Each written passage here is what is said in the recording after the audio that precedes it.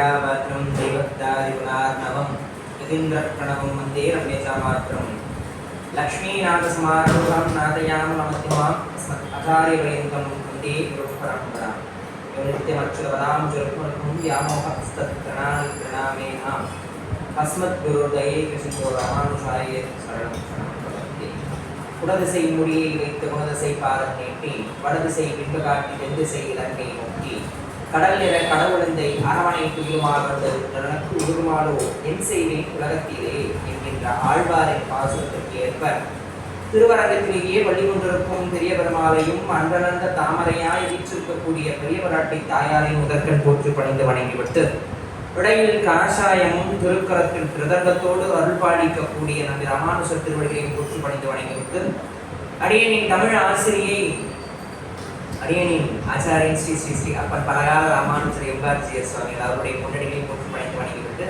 அடியனின் தமிழ் ஆசிரியை திருமதி சித்தியா அம்மையார் அவருடைய பொன்னடிகளையும் போற்று பணிந்து வணங்கிவிட்டு இந்த இன்பகரமான இரவு வளரக்கூடிய மாலை வேளையிலேயே மகாபாரதம் என்கின்ற தலைப்பில் பேசுவதற்காக முடியும். கடந்த சில மாதங்களாக மகாபாரதம், வருடங்களாக மகாபாரதம் பார்த்துட்டு இருக்கோம். அதில் குறிப்பாக யக்ஷப்பிரசன்னம் அப்படின்னு சொல்லக்கூடிய அந்த பகுதியை பார்த்துக்கிட்டு இருக்கோம். இந்த யக்ஷப்பிரசன்னத்தில் யக்ஷன் அந்த குலத்தை காத்து கொண்டிருக்கிறான். அந்த குலத்திலே தாகமாக இருக்கிறதுன்னு சகாதேவன், நகுலன், அர்ஜுனன், பீமன் இப்படி ஒருவராக வந்து தண்ணீரை எடுத்து பருகி அவர்கள் மூச்சையாய் கீழே விடுறாங்க. தர்மபுத்திரன் இறுதியாக வருகிறான், தண்ணி எடுக்க போறான். ஒரு அசரி கேட்குது, தண்ணி எடுக்காத அப்படின்னு. மற்றவங்க யாருமே அந்த குரலை வந்து பொருட்படுத்தவில்லை. ஆனா தர்மபுத்திரன் நிதானமா யாரோ பேசுறாங்க, என்னன்னு கேட்கும் அப்படின்னு கொஞ்சம் நிதானிச்சுக்கிறான். இன்றைக்கு மக்கள் கிட்ட இல்லாத ஒரு விஷயம் என்னன்னாக்கா லிசனிங், கவனிக்கிறது. ஒருத்தையார் என்ன சொல்றாங்க அப்படின்றத கேட்கறதுன்றது ரொம்ப குறைஞ்சிச்சு. அவங்க சொல்ல வந்த கருத்தை மட்டுமே முன்வைக்கணும் அப்படின்னு நினைக்கிறோமே தவிர எதிராளி என்ன சொல்ல வராங்க அந்த கேள்வியை நம்ம கேட்கணுமா வேண்டாமா, அதுக்கேற்ற மாதிரி நம்ம பதில் சொல்லணுமா வேண்டாமா அப்படின்ற ஒரு மனப்பான்மை இன்னைக்கு ரொம்ப குறைஞ்சிட்டே போகுது. எங்க மகாபாரதம் ராமாயணம் என்ன சொல்லிட போகுது பெருசா? பஞ்ச பாண்டவனுடைய கதை. 5 பேருக்கு ஒருத்தியா திரௌபதி வாழ்ந்தாள். துரியோதனாதிகளை கொண்டுட்டாள். சபதம் ஏற்றார்கள். மகாபாரத யுத்தம் நிகழ்ந்தது. ராமாயணம் என்ன சொல்ல போகுது? ராமன் தசரதனுக்கு சக்கரவர்த்தி திருமகனாக வந்து அவதாரம் பண்ணான். ஜனகனுடைய மகளை வில்லை ஒடித்து திருமணம் செய்து கொண்டான். 14 வருடங்கள் சிற்றன்னையினுடைய போதனையால ராமன் காட்டுக்கு போறான். அங்க சூர்பனகையினுடைய வருகை, சீதையை ராவணன் கடத்தி கொண்டு போறது. அதுக்கப்புறமா ராவண யுத்தம், இறுதியாக பட்டாபிஷேகம். அவ்வளவுதானா அப்படின்னு கேட்டா கிடையவே கிடையாது. இதை சொல்வதற்காக இத்தனை நூற்றாண்டுகளை கடந்து ஒரு காப்பியம் உபயுகமாக இருக்குமா அப்படின்னு கேட்டா கண்டிப்பா கிடையாது. இதுல வேற ஏதோ ஒரு விஷயம் இருக்கு. அது இன்றைக்கு இருக்கக்கூடிய மக்களுக்கும் சரி, நாளைக்கு வரப்போற தலைமுறையினருக்கும் இது பயன்படும் வகையிலே இதில் நிறைய புதையல்கள் புதைந்து இருக்கும். கீபாஜா சொன்ன காலத்துல இருந்து ஆரம்பிச்சு, ஐயா வாரியார் சுவாமிகள் காலத்துல இருந்து ஆரம்பிச்சு இன்றளவு அடியேன போல சின்ன சின்ன துரும்புகள் எல்லாம் இன்று இந்த மேடை கிடைத்தவுடன் பேச ஆரம்பிக்கிறாங்க இல்லையா? அடியேனை போல அடியேனும் அதில் ஒரு சின்ன துரும்பு, ஒரு குப்பை. இந்த குப்பைக்கும் அதை பற்றி பேச ஏதோ இருக்கிறது அப்படின்னாக்கா அப்ப அதுல ஏதோ இருக்கு. அந்த காப்பியத்துக்குள்ள ஏதோ இருக்கு. என்ன இருக்கு? பொதுவா இன்றைக்கு இருக்கக்கூடிய படிக்கக்கூடிய மாணவர்களுக்கு ஏதோ ஒரு இடத்துல ஒரு ராமாயணம் வரும், பாட்டு வரும், ஒரு சிலப்பதிகார பாடல் வரும், ஒரு இயேசு காவியத்தினுடைய பாடல் வரும், ஒரு தேம்பாவணி பாட்டு வரும். ஏதோ ஒரு பாடல்கள் அங்கே கட்டாயமாக பாடப்பகுதியில் இருக்கும். அதை சொல்லும் பொழுது அந்த முழு காவியத்தையும் சொல்லி எதனால இந்த காப்பியம் இங்கே நிகழ்ந்தது அப்படின்றத சொல்லணும். அவனுக்கு ஏன் புரியும் அப்படின்னா, அவனுக்கு பள்ளி பருவத்துல அவனுக்கு அங்க புரியல அப்படின்னா, பள்ளி பருவத்துல அவனுடைய செடிகளில் இது நுழைவில்லை அப்படின்னா அவன் எங்க போய் கத்துப்பான்? இந்த மாதிரியான இடத்துக்கு வந்து கத்துக்கிறதுக்கு 60 வயசு தாண்டணும் இல்ல. 60+ வந்தாதான் கோவில் குளத்துக்கு வரணும், 60+ ஆனாதான் வந்து இந்த மாதிரி உபன்யாசம் பண்ற இடத்துக்கு வரணும், இந்த மாதிரி காலக்ஷேபம் பண்ற இடத்துக்கு வரணும் அப்படின்னு நம்ம ஒரு எழுதப்படாத விதியை நம்ம இன்னைக்கு வரைக்கும் ஃபாலோ பண்ணிக்கணும். ஸோ அப்போ இது மாறும் இல்லையா? அப்போ அவனுக்கு அந்த பள்ளிக்கூடத்துல இதெல்லாம் சொல்லும்.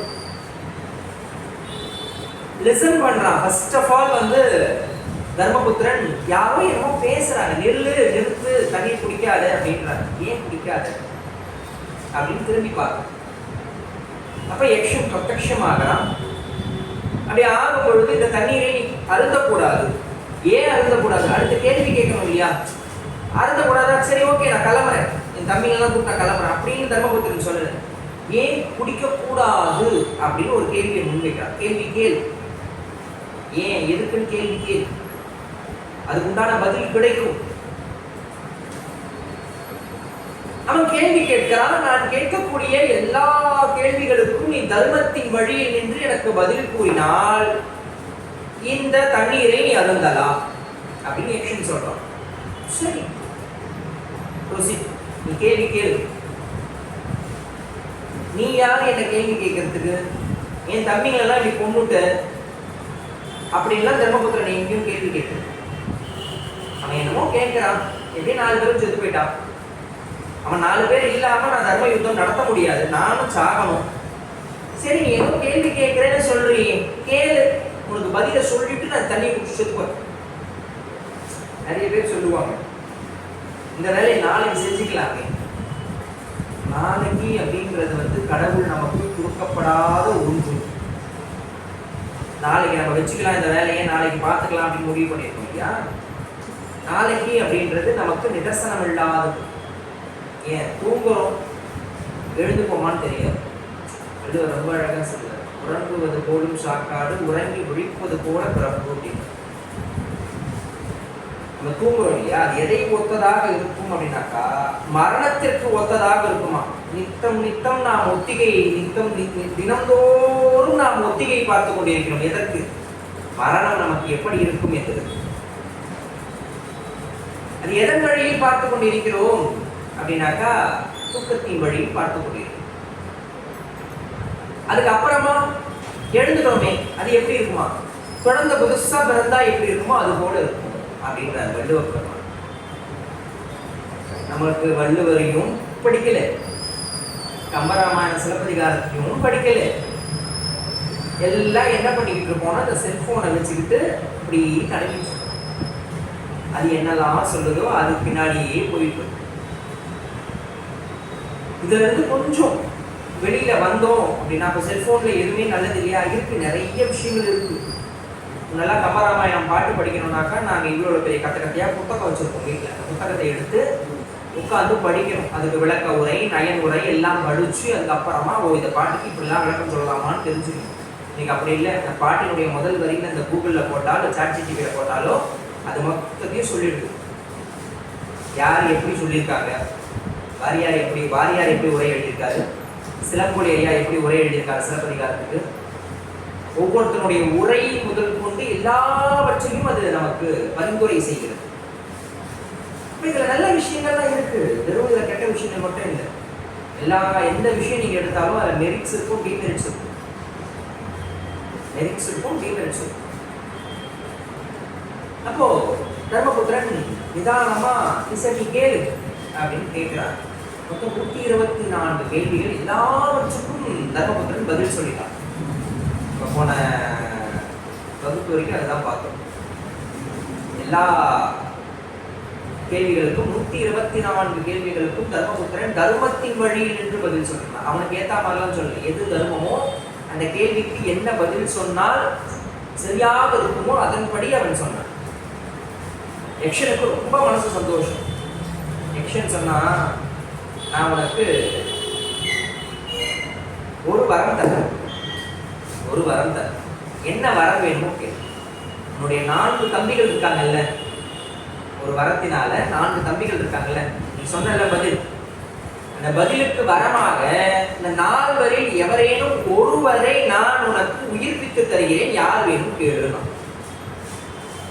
செத்து போனது 4 பேர், கேட்க சொல்றது ஒரு ஆளு. தர்மபுத்திரன் ரொம்ப நேரம் யோசிச்சு கடைசியா எனக்கு நகுலனை கொடு அப்படின்னு கேட்டான். நகுலனை கொடு அப்படின்னு கேட்டான். தர்மபுத்திரனுக்கு ஒரே ஆச்சரியம், அந்த யக்ஷனுக்கு ரொம்ப ஆச்சரியம். ஏன்பா, பீமசேனன் 800 யானை வலிமை கொண்டவன். ஒரு யானை வலிமை இல்லை, 800 யானை வலிமை கொண்டவன் பீமசேனன். அவன் உன் கூட இருந்தா எல்லாரையும் அடிச்சு தும்சம் பண்ணி நீ போர்ல ஜெயிக்கலாம். ஒண்ணு அவனை கேட்டுக்கலாம், நீ விட்டுட்ட. இன்னொன்னு, வில்வித்தையிலே சிறந்தவன் விஜயன். வில்லுக்கு விஜயன், வில்லுக்கு என்று சொல்லுக்கு இருக்கக்கூடிய விஜயனை நீ கேட்டு இருக்கலாம், கேட்கல. அவனுடைய வில்ல ஆற்றல் இருக்கு இல்லையா, அது அலாதியானது, அளப்பரியது. ஒரே ஒரு பானம் விட்டானா கௌரவர்கள் அனைவரும் வயலின் கீழே மரணித்து விடுவார்கள். தேர்ப்பட்ட ஆற்றல் அந்த வில்லுக்கு உண்டு. இந்த வில்லை தாங்கி இருக்கக்கூடிய பார்த்திபனான அர்ஜுனனுக்கு உண்டு. நீ அவனை கேட்டுருக்கலாம், அவனையும் நீ கேட்கல. சரி, கடைசி பையன் ஒருத்தருக்கால சகாதேவன், அவனுக்கு என்ன ஆற்றல் உண்டு அப்படின்னு கேட்டா, பின்னாடி வரக்கூடியத முன்கூட்டியே சொல்லக்கூடிய அளவுக்கு ஜோதிட அறிவு அவனுக்கு உண்டு. நாளைக்கு மழை வரும் அப்படின்லாம் சொல்றோம் இல்லையா, நாளைக்கு மழை வந்தா போச்சு, வரலன்னா தெரியல, வானம் இருட்டிட்டு வந்தது, கிளைமேட் மாறுமோ அப்படின்னு நினைச்சோம், ஆனா வரல, கலைஞ்சு போச்சு. பொதுவாக அப்படியே புயல் உருவாகும். இன்னும் 2-3 மாசம் கழிச்சு போனா எங்களுக்குலாம், வாதியார் எங்களுக்குலாம் ரொம்ப சந்தோஷமா இருக்கும், பிள்ளைங்களுக்குலாம் இன்னும் சந்தோஷமா இருக்கும். நாங்கெல்லாம் சந்தோஷப்படுவோம், அவனுக்கு மற்றற்ற மகிழ்ச்சி அடைவாங்க. என்னன்னா, புயல் உருவாகிடுச்சு, இது ஒரு சந்தோஷம். புயல் உருவானா என்னடாப்பா உங்களுக்கு சந்தோஷம், நான் நல்லா இருக்கேன். அதெல்லாம் இல்லை. மழை வந்தா லீவு வரும், லீவு வந்தா நாங்க நிம்மதியா இருக்கலாம். என்னப்பா நிம்மதியா இருக்கலாமா? ஆமா. ஏங்க 2 நாள் சனி ஞாயிறு லீவ் விட்டாலே உங்களால உங்க ஒத்த பிள்ளைய வீட்டில் வச்சு மேய்க்க முடியல, அவ்வளோ சிரமப்படுறீங்க. 40 பேர், 40 மூலையில இருக்கும், 40 விதமா யோசிக்கும். எல்லாத்தையும் 200 ரூம்ல போட்டு, 20 ரூம்ல போட்டு அடைச்சி, அதுங்களுக்கு பாடம் எடுத்து, காலையில ஆரம்பிக்கிறோம்னா 9 மணிக்கு ஆரம்பிச்சோம்னா சாயலட்சம் 4 மணி வரைக்கும் அதுங்களோட கத்தி, தொண்டை தண்ணி வத்தி, அப்ப எங்களுக்கு எவ்வளவு சிரமமா இருக்கும் யோசனை பண்ணி பாருங்க. அதனால அதுக்கு தானே வாங்குறீங்க துட்டு அப்படின்லாம் கேட்போம் இல்லையா. வித்தையை விற்கல, நாங்க யாருமே வித்தையை விற்கல. டீச்சர்ஸ் எல்லாருக்குமே we are teachers, we are ப்ரௌடா சொல்லிக்கிறோம், we are teachers. அதாவது இந்த டீச்சர்ஸ் டே அன்னைக்கு ஒரு வாசகம் ஒன்று சொல்லுவாங்க, இது காசு சம்பாதிக்கிறதுக்கு உண்டான தொழில் கிடையாது, அது டீச்சர்ஸ் டே மட்டும் சொல்லுவோம். அது ஒரு எங்களெல்லாம் மீட்டிங் மாதிரி உட்கார வச்சு, எங்கள் டீச்சர்ஸ் டே அன்னைக்கு எங்களுடைய மேல் அதிகாரிகள் எங்களெல்லாம் உட்கார வச்சு எங்களுக்கு சொல்லுவாங்க, டீச்சர்ஸ் டே இன்னைக்கு உங்கள் டே.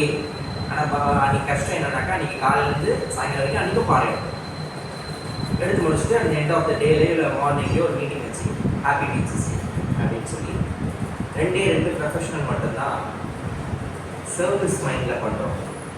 ஒன்று டாக்டர்ஸ், இன்னொன்று டீச்சிங் ப்ரொஃபஷன்.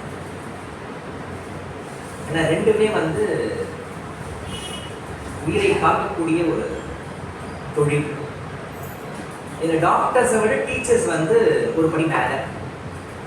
நான் சொல்லலை, மதிப்புக்குரிய அம்மையார் பர்வீன் சுல்தான் அம்மா சொல்லதை நான் கேட்டிருக்கேன். அதாவது டாக்டர்ஸ் இறக்கக்கூடிய மனிதர்களை வைத்து, நல்லா கவனிங்க, இறக்கக்கூடிய மனிதர்களை வைத்து அவர்கள் சர்வீஸ் செய்வாங்க. நாங்கள் அப்படி கிடையாது. எங்ககிட்ட வரக்கூடிய அந்த பிள்ளைகள்லாம் ஃப்ரெஷ்ஷான விதை, செடி கூட சொல்லலை, அது விதை. எங்களை நம்பி பெற்றவங்க எங்களுடைய மண்ணில் கொண்டு அது விதைக்கும் பொழுது அதுக்கிட்ட போய் நாங்கள் டெய்லி சொல்லணும், நீ நல்ல விதை, நல்லா வருவ, நிறைய விருட்சங்களோடு இருப்ப, நிறைய பிள்ளைகளோடு இருப்ப, பெரிய நாளைக்கு நீ தோட்டமாக மாறுவ, நிறைய கனி காய்கள் கொடுப்ப, உன்னை அண்டி வந்தவர்களுக்கு நீ நிழலாக இருப்ப. இப்படிலாம் நம்ம டெய்லி சொல்றோமா அப்படின்னு சொல்றோம். அப்போ எங்க கிட்ட கொடுக்கக்கூடிய விதைகள் எல்லாம் ரொம்ப புதுமையான விதைகள், புது விதைகள். அப்ப அவர்களை விட ஒரு படி நாங்க மேல. டாக்டர்ஸ் யாராவது இருந்தாலும் கோச்சிக்கூடாது. அப்போ இந்த டீச்சிங் ப்ரொஃபஷன் இதை ஏன் சொல்ல வரேன்னா, பின்னாடி வரக்கூடியதை முன்கூட்டியே சொல்லக்கூடிய அளவுக்கு நிறைய இன்ஜினியரிங்காக இருக்கட்டும், டாக்டர்ஸாக இருக்கட்டும், உருவாக்குறவர்கள் யாருக்காக டீச்சர்ஸ் தான். இங்க சகாதேவனை கேட்கல. ஏன்னா பின்னாடி வரக்கூடியது முன்கூட்டி சொல்லக்கூடிய ஆற்றல் படைத்தவன் சகாதேவன். அவனுக்கு அதெல்லாம் சொல்லல, அவனை கேட்கல. தர்மபுத்திரன் அவனை கேட்கல, நகுலனை கேட்கிறான். யக்ஷனுக்கு ரொம்ப ஒரு ஆர்வம். நீ ஏன் நகுலனை கேட்ட? இந்த 3 பேர்ல யாரையாவது ஒருத்தரையாவது கேட்டிருக்கலாம். நீ ஏன் நகுலனை கேட்ட? தர்மபுத்திரன் சொன்னா, இதுதானே தர்மம். அவன் சொல்ல போறான் இல்லையா, அந்த பதில் தான் தர்மம். சொன்னா, இல்லை எங்க அப்பா பாண்டு மகாராஜா. ஆமா, எங்க அப்பாவுக்கு 2 மனைவிகள். பெரியவ குந்தி, அதுக்கடுத்து இளையதாரமாக திருமணம் செய்து கொண்டது மாத்ரி அப்படின்னு சொல்லக்கூடிய ஒரு பெண். இப்போ குந்தி மாத்ரி 2 பேர். குந்தியினுடைய மகனான தர்மபுத்திரன் நான் இருக்கேன். ஏன்னா நான் தான் பெரியவன், அதனால நான் இருக்கேன். மாத்ரிக்கு பெரிய பையனா நகுலன் இருக்கணும்ல. பாண்டுவினுடைய 2 மனைவிகள், 2 மனைவிகளுக்கும் ஒவ்வொரு பிள்ளை. தலைப்பிள்ளையாக நான் இருக்கிறேன். நம்ம மாத்ரி மாதாவினுடைய தலைமகனாக நகுலன் உயிரோடு இருக்கணும். யக்ஷன் எதிர்பார்க்கல. இந்த பதில தர்மபுத்திரன் சொல்லுவான், யக்ஷன் எதிர்பார்க்கல. ரொம்ப சந்தோஷம். யக்ஷன் அப்பதான் தன்னுடைய சுயரூபத்தை காட்டான். யக்ஷனாக இவ்வளவு நேரமாக யக்ஷனாக நடித்தவன் தன்னுடைய ரூபத்தை மறைத்து வைத்திருந்த யக்ஷன் யக்ஷ ரூபத்தை கலைத்து தர்மராஜாவாக யமதர்மனாக காட்சி கொடுத்தான். தர்மபுத்திரன் யுதிஷ்டிரன் வணங்கி நின்றான். யுதிஷ்டிரன், தந்தையே நான் உங்களை வணங்குகிறேன். ஏன்னா நீங்க எப்படி சொல்றது, பயாலஜிக்கலா இவர் தான் அப்பா. யாருக்கு? தர்மபுத்திரன். ஏன்னா குந்திக்கும் யமதர்மனுடைய பிரசாதமாக வழங்கப்பட்டவன் தான் யுதிஷ்டிரன். ரொம்ப மகிழ்ச்சி அடைந்தான் யமதர்மன். அந்த யமதர்மன் ரொம்ப மகிழ்ச்சியில, உனக்கு நான் 4 பேரையும் உயிர்ப்பிச்சு தரேன் அப்படின்னு ரொம்ப சந்தோஷமா 4 பேரையும் உயிர்ப்பிச்சு கொடுத்தான். 5வரும் சேர்ந்து அவனை வணங்கி ஆசிகள் பெற்று திரும்பினர். யக்ஷப்பிரசனம் இதோட முடியுது. இதுக்கு அடுத்து சில காலங்கள் ஆசிரமத்தில் அங்கேயே இருக்காங்க, காட்டுல. இப்ப இந்த இடத்துல என்ன பண்றான், தர்மபுத்திரனோடு 5வரும் அப்படியே காட்டுல அப்படியே சுத்தத்துக்காக போறாங்க. மத்தியத்துக்கு தேவையான உணவுகளை எல்லாம் திரௌபதி அந்த பர்ணசாலையிலே செய்து கொண்டிருக்கிறார். இப்ப தேர்ல ஒரு சத்தம், தேர் ஓட்டி மாதிரி ஒரு சத்தம், தேர் ஓடிட்டு வர மாதிரி ஒரு சத்தம். யாருன்னு வெளியில பார்த்தா ஜெயத்ரதன். இந்த ஜெயத்ரதன் யாரு அப்படின்னா, கௌரவர்கள் 100 பேர் முன்னாடி, அதாவது கௌரவர்கள்லாம் பிறக்கிறதுக்கு முன்னாடி குந்திக்கு தர்மபுத்திரன் பிறந்து விட்டான். பீமன் பிறக்க போகின்றான். தர்மபுத்திரன் பிறந்து விட்டான் அப்படின்ற செய்தி அரண்மனைக்கு எட்டியது. நான் சொல்றது முன்னாடி பூர்வாங்க கதையில சொல்றேன். தர்மபுத்திரன் பிறந்து விட்டான், யுதிஷ்டிரன் பிறந்து விட்டான் குந்திக்கு அப்படின்ன உடனே கருவுற்று இருந்தால் காந்தாரி 10 மாசத்துக்கு மேல ஆயிப்போச்சு, குழந்தை இன்னும் பிறக்கல. இது ராஜவம்சம், சொத்து பிரிக்கல. அதனால யாருக்கு அடுத்த ராஜா திருதராஷ்டிரனுக்கு அடுத்து யார் அடுத்த குழந்தை யார் பிரசவிக்கிறாங்களோ, குந்தியா இல்லைனாக்கா காந்தாரியா, 2 பேர்ல யார் பிரசவிக்கிறாங்களோ அவங்க தான் அடுத்த ராஜா. அங்க யுதிஷ்டிரன் பிறந்துட்டான். ஆட்டோமேட்டிக்கா பதவி அங்க போயிடும். இளவரசர் பட்டம் அங்கதான் கட்டி ஆகும். குந்தியினுடைய இளமை காலம். தனக்கு முதல்ல பிள்ளை பிறக்கலையே அப்படின்ற ஆத்திரத்துல என்ன பண்ணா, இனி இந்த பிள்ளை இருந்தா என்ன இல்லைன்னா என்ன அப்படின்னு சொல்லி தன்னுடைய 2 கைகளாலும் தன்னுடைய வயிற்றை இடித்துக் கொண்டார். கரு சிதைந்தது. கரு சிதைந்து துண்டமாக வெளியில வந்தது. இது வியாசருக்கு தெரிந்தது. ஏன்னா இந்த குலத்தை ரட்சித்து கொடுக்குறேன்னு வியாசர் தன்னுடைய தாயாகிய சத்தியவதிக்கு சபதம் பண்ணி கொடுத்துருக்கார். ஒரு நேரம் வந்தார், அப்படி பாடி வந்தாரு, இப்படி பண்ணிட்டியே நீ பொறுமையாவே இருக்க மாட்டியா? அவன் மயக்கத்துல இருக்கா, இவர் திட்டுறார். அப்புறம் திருதராஷ்டிரன் கூப்பிட்டாங்க, என்ன பண்ணலாம்? இல்லை, எனக்கு இந்த கருக்களை நீங்கள் உயிர்ப்புக்கு தர வேண்டும், கருவை நீங்கள் உயிர்ப்புக்கு தர வேண்டும். அப்படியா, சரி, ஓகே. 100 நெய் குடங்களை கொண்டு வா. 100 நெய் குடம். அந்த பிண்டத்தை, சிதைந்த பிண்டத்தை 100 உருண்டைகளாக்கி ஒவ்வொரு நெய் குடத்திலையும் விட்டார். டெஸ்ட் டியூப் பேபி நம்ம இன்னைக்கு சொல்றோம்ல, தெருவுக்கு 4 ஃபெர்டிலிட்டி சென்டர் ஆரம்பிச்சிடலாம். ஒரு காலத்துல குழந்தை இல்லை அப்படின்னா கோவிலுக்கு போனாங்க, அரச மரத்தை சுற்று, இந்த கோவிலுக்கு போ, அந்த கோவிலுக்கு போ அப்படின்னா. அரச மரத்தை சுத்தனா குழந்தை பிறந்துருமா? அரச மரத்தில் காலையில் விடியற்காலையில் நம்ம சுத்தனோம்னா அதிலிருந்து வரக்கூடிய காற்று கருப்பையை விரிவடைய செய்யும். கருப்பையில ஏதாவது கெட்டது இருந்ததுன்னா, அழுக்குகள் இருந்தால் அது வெளியேறுவதற்கு அந்த அரச மரத்திலிருந்து வரக்கூடிய காற்று நமக்கு உபயோகப்படும். அதனால அரச மரத்தை சுத்துனாங்க. நம்ம எல்லாம் போயிட்டு 7 மணி 8 மணிக்கு மேல போய் அரச மரத்தை சுத்தினா என்னத்துக்காக? காலையில 4-5 மணிக்கெல்லாம் போய் அரச மரத்தை சுத்தணும். அப்பெல்லாம் ஊருக்கு அரச மரம் இருந்தது, இப்பெல்லாம் கோயிலுக்கு ஒரு அரச மரம் இருக்க மாட்டேங்குது. அந்த இடத்துல அந்த அரச மரத்தை எடுத்துட்டு ஏதாவது சாமி வச்சோம்னா அங்க ஒரு ஆளை நிக்க வச்சு ஒரு உண்டியல் வைக்கலாம். இல்ல, தலை விஷயமே எங்கேயோ ஒரு மூலையில இருக்கும். இப்பெல்லாம் அப்படிதான் இருக்கு. யாரையும் தப்பு சொல்ல முடியாது. விருட்சங்கள் வளர்க்கணும் அப்படின்றது ரொம்ப சொல்லணும், அதிகமா சொல்லணும். நான் சமீபத்தில் பெங்களூர் போயிருக்கேன். நான் ரொம்ப வால்யூம், எனக்கு என்னன்னே வயதே எனக்கு தெரியாது. அப்போ நான் பெங்களூர் போகும்பொழுது எல்லாம் சொல்கிறாங்க இல்லையா, நம்ம ஊர்லலாம் வீட்டுக்குள்ளே ஃப்ரிட்ஜ் இருக்கும் அப்படின்னு. அங்கே ஊரே ஃப்ரிட்ஜுக்குள்ளே தான் இருக்கும். பெங்களூரில் சொல்லுவாங்க ஊரே ஃப்ரிட்ஜுக்குள்ளே இருக்கா மாதிரி, அப்படி இருக்கும் கிளைமேட். நான் இப்போ சமீபத்தில் ஒரு கல்யாணத்துக்காக அடியன் ஒரு 2-3 மாதத்துக்கு முன்னாடி போயிருந்தேன். போகும்போது நம்ம சென்னையை தோக்கடிக்கிற அளவுக்கு அங்கே கிளைமேட்.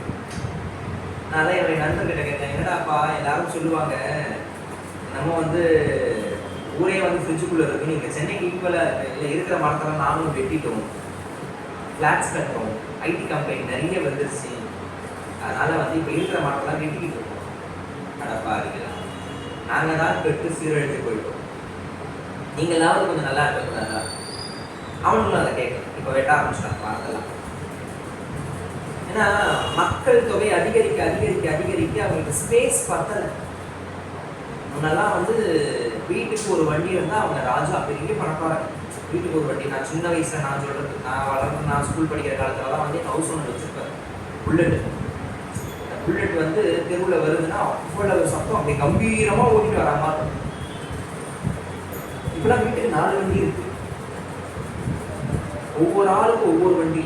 இன்னும் கொஞ்சம் அப்படி சொந்த வீடா இருந்ததுனாக்கா 2 வண்டி 3 வண்டி எல்லாம் இருக்கு. அந்த வெளியில போனா ஒரு வண்டி, லாங் டிரைவா போனா ஒரு வண்டி, அப்புறம் லோக்கல்ல மட்டும் ஓட்டுறதுக்கு பேட்டரி வண்டி. ஏன்னா பெட்ரோல் நாம கரண்ட்டை சேவ் பண்றோம், பெட்ரோல் நாங்கள் சேவ் பண்றோம், இயற்கையை காப்பாற்றுறோம், பேட்டரி வண்டி வச்சிருக்கோம். வீட்டுக்கு ஒரு ஆளுக்கு 3 வண்டி வச்சிருக்க சில ஜென்மாலாம் உண்டு. அதனால எனக்கு தெரிய மட்டும் கொஞ்சம் ஓரளவுக்கு நம்ம அந்த விருட்சங்கள்லாம் காப்பாற்றி வச்சுக்கிறது நல்லது. இங்க பொறாமையின் காரணமாக திருதராஷ்டிரன் என்ன பண்றான், எனக்கு 100 குழந்தைகள் வேண்டும் அப்படின்னு சொல்றான். 100 குழந்தைகள் வேண்டும். அவ ஒண்ணுதானே பெத்தா ஆண்டு, எனக்கு 100 குழந்தைகள். அப்படியா அப்படின்னு சொல்லி ஒவ்வொரு பிண்டத்துக்கிட்டையும் போயிட்டு கொஞ்சம் கொஞ்சமா எடுத்து அந்த உருண்டையை வைக்கிற, சிதைந்த கரு உருண்டையை எடுத்து ஒவ்வொரு கொஞ்சமா எடுத்து வச்சுக்கிட்டே வர 100 எண்ணெய் குடங்கள் நிரம்பி வழிந்தது. முடிஞ்சு போச்சு. 100 குடத்துல ஒவ்வொரு பிண்டம் வச்சாச்சு. கடைசியா எஞ்சி இருந்த ஒரே ஒரு கொஞ்சோண்டு பிண்டம், இது என்னடா பண்றது கேட்டார். 101 வைக்கின்றான் திருதராஷ்டிரன். 101 வச்சாங்க. 100 குமாரர்கள், ஒரே ஒரு பொண்ணு. திருதராஷ்டிரன் 101 குழந்தை. மொத்தம் இந்த பக்கம் 5 பேர், அந்த பக்கம் 100 பேர், மொத்தம் 105 பேருக்கு ஒரே ஒரு தங்கை. செல்லமா இருப்பாங்க அவளுக்கு துச்சலைன்னு பேரு. அந்த துச்சலையினுடைய கணவன் யாருன்னா இந்த ஜெயத்ரதன். இந்த ஜெயத்ரதன் என்ன பண்றா, நேரா திரௌபதி இருக்கக்கூடிய அந்த ஆசிரமத்துக்குள்ள வரா. பஞ்சபாண்டவர்கள் யாருமே இல்லை, ஐவரும் வெளியில போயிருக்காங்க. இவன் வந்ததை பார்த்த உடனே திரௌபதி, அண்ணா நீ வானா உட்காரு. ஏன்னா நாத்தனார் வீட்டுக்காரன் இல்லையா, அண்ணன்ற முறை ஸ்தானம். அண்ணா நீங்க உட்காருங்கன்னு சொல்லிட்டு உள்ள போறா. தண்ணி எல்லாம் கொண்டு வந்து கொடுக்குறான். ரொம்ப இலக்காரமா பேசுறாங்க. நீ எப்படி இருந்த பாஞ்சாலி, அக்னியில் பிறந்தவள் நீ, துருபதனுடைய கண்ணி, திருஷ்டத்யும்னனுடைய தங்கை, ராஜசூய யாகமெல்லாம் பண்ணி உன்னை தர்மபுத்திரன் வாழ வச்சான். இப்ப கடைசியில மரபுரியில கொண்டு வந்து ஆசிரமத்துல வச்சிருக்காங்க இந்த 5 பேரும். இதை பார்க்கும்போது எனக்கு ரொம்ப கஷ்டமா இருக்கு பாஞ்சாலி. முதல்ல ஆரம்பிச்சான், என்னென்ன பண்றது, காலத்தின் கோலம் என்ன செய்யறது பார்த்துக்கலாம், மாறும். அது மாறுவதற்கு நான் ஒரு வழி சொல்லட்டுமா? ஆளு நினைக்கணுமோ நான் கவலைப்படணுமா? இல்ல, இந்த கதை என்ன வழி அண்ணான்னு கேட்டா, நீ ஒண்ணு பண்ணு, இந்த 5 பேரையும் விட்டுடு. ஜெயத்ரதன் சொல்றான், இந்த 5 பேரையும் விட்டுடு, என் கூட என் அரண்மனைக்கு வா, நான் உன்னை மகாராணி மாதிரி வச்சுக்கிறேன். சொன்னா, நான் இந்த கணவன் இருக்கிற இடம் தானே எனக்கு எல்லாமே, காடா இருந்தாலும் எனக்கு நாடாக போனது சொல்லுவான் இல்லையா. சீதை இருக்கிற இடம், ராமன் இருக்கிற இடம் தான் வந்து சீதைக்கு அயோத்தி அப்படின்னு.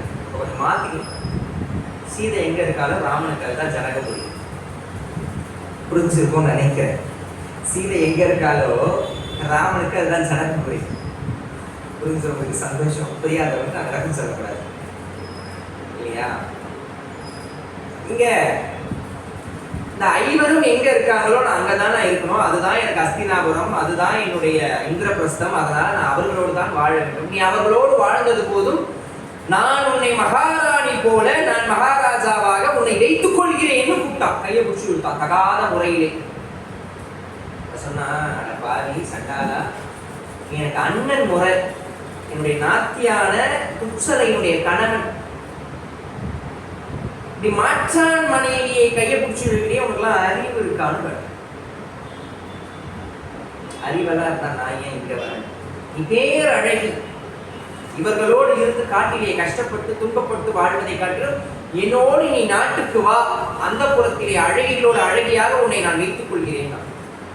சொன்னா, இப்ப போனா ஒரு 5 பேர், அதுல எவனாவது ஒழுக்கம் வந்தானா கூட நீ செத்த. தயவு செய்து அவனுக்கு வர்றதுக்குள்ள போயிடு, நானும் அவங்ககிட்ட இருக்குன்னு சொல்ல மாட்டேன், போயிடும்.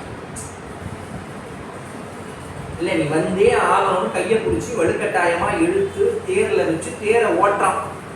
கத்தரா குய்யோ முடியும். இது எங்கேயோ இருந்து அர்ஜுனுக்கு கேட்டுது. அர்ஜுனன் என்ன பண்ணா, திரௌபதிக்கு ஏதோ ஆபத்து போல அப்படின்னு சொல்லி சரக்கூடு கட்டிட்டான். அம்புலேயே வந்து இந்த காடு முழுக்க வேலி கட்டினான்.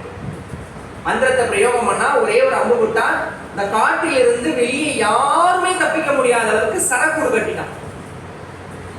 திரும்பி திரும்பி திரும்பி திரும்பி போனா எங்கேயும் அவனை தப்பிக்க முடியல. பீமன் கிட்ட மாட்டிக்கிட்டான். மாட்டினு தான் மாட்டான். சகாதேவன் கிட்டயோ இல்லை அண்ணன் கிட்டயோ மாட்டிருக்கலாம். பீமன் கிட்ட மாட்டிட்டான். அவனை போட்டு அடி அடி அடி அப்படின்னு அடிச்சு துவச்சி, இப்ப மாதிரி மிஷின்ல போடுற துணியெல்லாம் இல்லை, அப்பெல்லாம் கையில கும்பிங்கல்ல, அந்த மாதிரி போட்டு கும்மு கும்முன்னு கும்மி இந்த துணி அடிக்கிறதே ஒரு கட்டை வச்சிருப்பான். அந்த கட்டையை போட்டு 4 அடி அடிக்கிற மாதிரி அவனை போட்டு அடி அடின்னு அடிச்சு துவச்சி தர்மபுத்திரன் கிட்ட கொண்டு வந்து நிப்பாட்டான். பான பீமன். தர்மன் கேட்டானா, அவன் என்னடா தப்பு பண்ணான்? எல்லாத்தையும் பாஞ்சாலி சொல்லிட்டான். சொன்னதுக்கு அப்புறமும் கேட்டான். அதான் தர்மபுத்திரன். தர்மபுத்திரன் நல்லவன் நல்லவன். இதுதான் தர்மபுத்திரனுடைய ஒரிஜினல் கேரக்டர். அவன் என்னடா தப்பு பண்ணான்? ஏதோ தெரியாம சின்ன தப்பு பண்ணிட்டான். பாஞ்சாலி எரிக்கிற மாதிரி பாக்குறான். ஏன்னா பாவி, அவன் சின்ன தப்பா பண்ணான், என்ன கையை பிடிச்சி இழுத்துட்டு போறான், அது ஒரு சின்ன தப்பா அப்படின்ற மாதிரி அந்த கண் பார்வையில் இருக்கு. அவன் ஏதோ அறிவு கட்டத்தனமா சின்ன தப்பு பண்ணிட்டான். அவன் யாரு? நம்ம சொந்தக்காரன், நம்ம தங்கையை அவன் கல்யாணம் பண்ணிருக்கான், நமக்கு மைத்துனன் முறை. தர்மபுத்திரன் சொன்னா, பீமன் சொன்னா, அண்ணா உனக்கு கொஞ்சமாவது மேல் மாடியில ஏதாவது இருக்கா? அவன் எப்பேற்பட்ட காரியம் பண்ணியிருக்கான், அவன் நீ உயிரோட வேற விடணும்ன்ற துச்சலைக்கு நம்ம வேற கல்யாணம் கூட பண்ணிக்கலாம். தயவு செய்து இவனை இங்கேயே நான் வெட்டி போட்டுறேன் அப்படின்னா. இல்ல இல்ல, அதெல்லாம் தப்பு, அது முறை கிடையாது. அதனால நீ அவனை மன்னித்து விடு. அது என்ன பண்ணிட்டான், பீமன் கூட்டு வந்தான்ல, கூட்டிட்டு வரும் பொழுது அவனை மிரட்டி அவனுக்கு ஒரு பேர் வச்சான். இதுல அதுதான் இன்னும் காமெடி. என்னன்னா, உன் பேர் என்னடா, ஜெயத்ரதா. ஆஹா, நீ இனிமே இந்த பஞ்ச பாண்டவர்களுக்கு அடிமை அப்படின்னா. ஏன்னா சிக்கிட்டான்ல, இனிமேல் நீ எனக்கு அடிமை. எனக்கு மட்டும் இல்லை, எங்க 5 பேருக்கு நீ அடிமை. பஞ்ச பாண்டவர்கள் 5 நீ அடிமை. உன் பேர் என்ன மேல? ஜெயத்ரதா. ஆஹா, பாண்டவதாசன் சொல்லு. பாண்டவர்களுக்கு தாசன் சொல்லு. என்ன பேரு? பாண்டவதாசன். என்ன பேரு? பாண்டவதாசன். என்ன பேரு? பாண்டவதாசன். இப்படியே கூட்டிட்டு வரான். தர்மபுத்திரனுக்கு நிப்பாட்டிட்டா, அவன் எல்லாம் பேசி முடிச்சுட்டான். தர்மபுத்திரன் என்னடா பண்றது, இவனை அனுப்பிச்சிடலாண்டா அப்படின்னும் போது பீமன் சொன்னா, அண்ணா அவனுடைய பேரு கேளு அப்படின்னு. அவனுடைய பேரை கேளு. என்ன ஏண்டா, அவன் பேர் எனக்கு தெரியாதா? நம்ம எல்லாம் ஒரே குடும்பம், சின்ன வயசுல இருந்து ஒன்னா வளர்ந்தோம். நம்ம தங்கையை வேற அவன் கல்யாணம் பண்ணிருக்கான், அதனால அவன் பேர் தெரியாது. ஜெயத்ரதண்டா அவன் பேர். இல்லை, புதுசா ஒரு பேர் இப்போ நியூமராலஜில பாக்குறாங்கல்ல, நியூமராலஜி, நியமாலஜி, ஆகாஷ்ல 2 போடுறது. நான் இப்ப சமீபத்துல ஒரு பேர் கேட்டாங்க, உண்மையாவே எனக்கு அந்த பேர்லாம் கேட்கும்போது எனக்கு இன்னும் கோபமா வரும். குகன், நல்ல பேர். உண்மையா சொல்ற, சுவாமியுடைய பேரு குகன். அந்த பேரை, அவன் பேரை நான் கேட்கறதுக்கு முன்னாடி வரைக்கும் குகன்னா GUKAN இல்லை GUGAN இதுதான் நான் கேள்விப்பட்டிருக்கேன். நான் கிட்டத்தட்ட 16 வருஷமா ஆசிரியர் தொழில இருக்கேன். அதுல கிட்டத்தட்ட 2 வருஷம் தான் கிளாஸ் டீச்சர் இல்லை. மிச்சம் இருக்க 14 வருஷம் கிளாஸ் டீச்சர். அட்டெண்டன்ஸ் எழுதணும்ல, கிளாஸ் டீச்சரா இருந்தா பேர் எழுதும். இதுதான் பேரு. இந்த வருஷம் புதுசா ஒரு ஜீவன் வந்தது, KUKAN. எப்படிடா, எனக்கு புரியல, தப்பா இருக்கிற ஸ்பெல்லிங். இதுதான் சார் ஸ்பெல்லிங். நாங்கள் ஜோசியர்லாம் பார்த்து வச்சிருக்கோம். அவன் பர்த் சர்டிஃபிகேட்லாம் வாங்கி, ஆதார் கார்டெலாம் பார்த்து, அதுக்கப்புறமா நான் அதெல்லாம் கன்ஃபார்ம் பண்ணி, அதுக்கப்புறமா எழுதி அவங்க அம்மா அப்பா கிட்ட கேட்டேன். சார் ஆமாம் சார், இப்படி வச்சாதான் என் பையன் நல்லா ஸ்பெஷலாக வருவான்னு சொன்னாங்க, அதனால வச்சு. சந்தோஷம், ரொம்ப சந்தோஷம். ஆளாளுக்கு பேரை மாற்றி மாற்றி மாற்றி மாற்றி வச்சிங்கன்னா என்னத்துக்காக? அதனால இவன் ஏதோ ஒரு பேர் வச்சிருக்கான், நீ அதை கேளு. இப்போ வரும்போது அவனுக்கு நான் பேர் வச்சிருக்கான், அவன் புதுசாக ஒரு பேர் மாற்றிருக்கான், கேளு அப்படின்னா. பீமன், சரி என்னடாப்பா அவன் பேருன்னு கேட்டான். அவன் இப்படி பீமனை பார்க்குறான். ஒழுங்காக நான் வச்ச பேரை அவன்கிட்ட சொல்லு, எங்கள் அண்ணா கிட்ட சொல்லு, பாண்டவதாசன் அப்படின்னா. எப்படின்னா கரெக்டா பேரு அப்படின்னு அடிக்க வந்தான். தர்மபுத்திரன் நிற்பான்ட்டேன், இவர் அடிக்காத. அவன் என்ன சொன்னான்? பாண்டவதாசன் சொல்லிட்டான். நம்முடைய அடிமையை யாராவது அடிக்கலாமா? இனி யாரும் அவனை அடிக்கக்கூடாது. அவனை இப்படியே இங்கிருந்து காட்டுக்கு கொண்டு போய், காட்டுல இருந்து வெளியில, காட்டுக்கு வெளியில நாட்டுல கொண்டு போய் அவனை விட்டுட்டு வர வேண்டியது நம்முடைய கடமையா. நம்ம அடிமை இனிமே அவன் யாரும் அவன் அடிக்கூடாது. இவனுக்கு செம்ம கோவம், அப்படி ஒரு கோவம். இவனை கஷ்டப்பட்டு அடிச்சு துவச்சி இவனுக்கு ஒரு பேரையே வேற வச்சு இந்த மனுஷங்கிட்ட கூப்பிட்டு வந்தா, அந்த பேரை வச்சே இந்த மனுஷன் இந்த பையனை தப்பிக்க விடுறாரு பாரு அப்படின்னு அவ்வளவு கோவம் தர்மர் மேல. சரி ஒழியுது போ அப்படின்னு அவனை வெளியில அமைச்சான். அவன் சும்மா இருந்தானா, அங்கிருந்து நேரா போனான், சிவபெருமான் நோக்கி தவம் இருந்தான். சிவம் தவம் இருந்தவர்களுக்கு எதையும் இல்லை என்று சொல்லுவதே கிடையாதுன்றத கூற்றுக்கு நன்கு சிவபெருமான் பிரத்யட்சமான. என்னப்பா வேணும்னு கேட்டார். நான் பஞ்ச பாண்டவரையும் வெல்ல வேண்டும், அவர்களை அழிக்க வேண்டும். நான் தோத்துட்டோம், அவன் முன்னாடி தோத்துட்டோம், அழிக்க வேண்டும். சிவபெருமான் சொன்னாங்க, அதெல்லாம் உன்னால முடியாது, அதாவது ஆகிற மாதிரி கேளு, ஆகிற மாதிரி கேளு. சரி, 5 நான் போரிலே, ஒரு நாள் போரிலே நிறுத்த வேண்டும், போரில் அவர்களே நான் வெல்ல வேண்டும். எப்படியும் போர் வரப்போதில்ல, அந்த 5 பேரையும் போர்ல ஒரு நாள் வெல்லணும். இவர் அதெல்லாம் கூட முடியாது, அர்ஜுனெல்லாம் உன்னால போர்லாம் நிப்பாட்ட முடியாது, அது தவிர வேற ஏதாவது கேள்வி. சரி, அர்ஜுனன் நீக்கலாக மற்ற 4 வரையும் நான் போரில் ஒரு நாள் வெல்ல வேண்டும். கதாஸ்து போயிட்டு அவனுக்கு அவ்வளோ ஒரு சந்தோஷம், எப்படியாவது 4 பேர் நான் ஒரு நாள் வெல்லலாம். சரி போ அப்படின்னு ஜெயத்ரதன் மிகப்பெரிய வளம் பொருந்தியதாக தன்னை தானே நினைத்துக் கொண்டான். இப்படியே சில காலங்கள் போகுது. அதுக்கடுத்து அந்த காட்டிலே பழம் பொருந்து சருக்கம் அப்படின்னு ஒன்று வருது. இது வியாச பாரதத்துல கிடையாது, விழி பாரதத்துல உண்டு. மைத்ரேய முனிவர் அப்படின்னு ஒருத்தர் இருந்தார். அந்த மைத்ரேய முனிவர் ஆசிரமம், அந்த ஆசிரமத்துக்கு பக்கத்துல ஒரே ஒரு நெல்லிக்காய் மரம், ஒரே ஒரு நெல்லிக்காய் மரம். அந்த நெல்லிக்காயில அத்தி பூத்தது போல ஒரே ஒரு நெல்லிக்காய். அவ்வளோ பெரிய மரத்துல அவ்வளவு பிள்ளைகள் இருக்கு, அவ்வளவு இலைகள் இருக்கு. ஒரே ஒரு நெல்லிக்காய் பழுத்து தொங்குது, நெல்லிக்காய் பழுத்து தொங்குது. அந்த பக்கமா அப்படியே திரௌபதி அர்ஜுனனோடு போனான். அந்த மரத்தை பார்த்தா திரௌபதி, ஆஹா எவ்வளவு பெரிய மரம், அந்த மரத்துல என்ன ஒரு பெரிய ஆச்சரியம் பாருங்கள் சுவாமி, ஒரே ஒரு நெல்லிக்காய் இருக்குது. ஆமால, எவ்வளவு அழகான ஒரு மரத்துல எவ்வளோ நெல்லிக்காய் இருக்கும், ஆனா ஒரே ஒரு நெல்லிக்காய் இருக்கு. நல்லா இருக்கு சுவாமி, எனக்கு அந்த நெல்லிக்காய் வேணும்னா, சுவாமி எனக்கு அந்த நெல்லிக்காய் வேணும்னா. வாரியார் ரொம்ப அழகா சொல்லுவார், பொண்டாட்டி பேச்சை கேட்டவன் என்ன கெதி ஆவான்றது இந்த கதையில இருந்து தெரிஞ்சு. சும்மா இல்லாம தோல் எடுத்து தரேன் அப்படின்னு அம்பையும் முள்ளையும் எடுத்தான், அது கூட்டினா பட்டுன்னு அடிச்சான், நெல்லிக்காய் கீழே விழுந்துருச்சு. நெல்லிக்காய் கீழே விழுந்துருச்சு. நெல்லிக்காய் கீழே விழுந்த உடனே அங்க இருக்கக்கூடிய மைத்ரேயன் முனிவருடைய சிஷியர்கள்லாம் வந்துட்டாங்க. வந்து அர்ஜுனனை திட்டுறாங்க, அட பாவி அர்ஜுனா, இப்படி பண்ணிட்டே இப்படி பண்ணிட்டே இப்படி பண்ணிட்டே, ஏன் என்னாச்சு என்னாச்சு? மைத்ரேய முனிவர் 12 ஆண்டுகளுக்கு ஒரு முறை, தப்பா சொல்றேன், ஆண்டுக்கு ஒரு முறை, ஆண்டுக்கு ஒரு முறை மட்டுமே உணவு உண்பார். அந்த உணவும் இந்த நெல்லிக்காயா தான் இருக்கும். இந்த மரத்துல ஆண்டுக்கு ஒரே ஒரு காய் தான் காய்க்கும். அந்த நெல்லிக்காயை அவர் சாப்பிடுவாரு. அதனால என்ன, இந்த நெல்லிக்காயை கொண்டு போய் இங்கே தட்டில் வச்சிருக்கோம், அதெல்லாம் கிடையாது. அவர் தவம் களைந்து தீர்த்தமாடிட்டு நேரா வருவாரு, அந்த மரத்துக்கு பூஜை பண்ணுவாரு. பூஜை பண்ணி முடிச்சுட்டு அந்த மரத்துக்கிட்ட போய் கையை நீட்டி கேட்பாரு. தானாக அந்த பழம் அவருடைய கையில வந்து விழும். யாராவது பறிச்சுட்டா அவர் சாப்பிட மாட்டார், இல்ல யாராவது பறிச்சு வச்சிருந்தாலும் அவர் சாப்பிட மாட்டார். ஒரு முனிவரை 1 வருட காலங்களாக பட்டினியை போட்டார். பாவம் உன்னையும் உன் மனைவியும் வந்து சேரும் அப்படின்ட்டான்.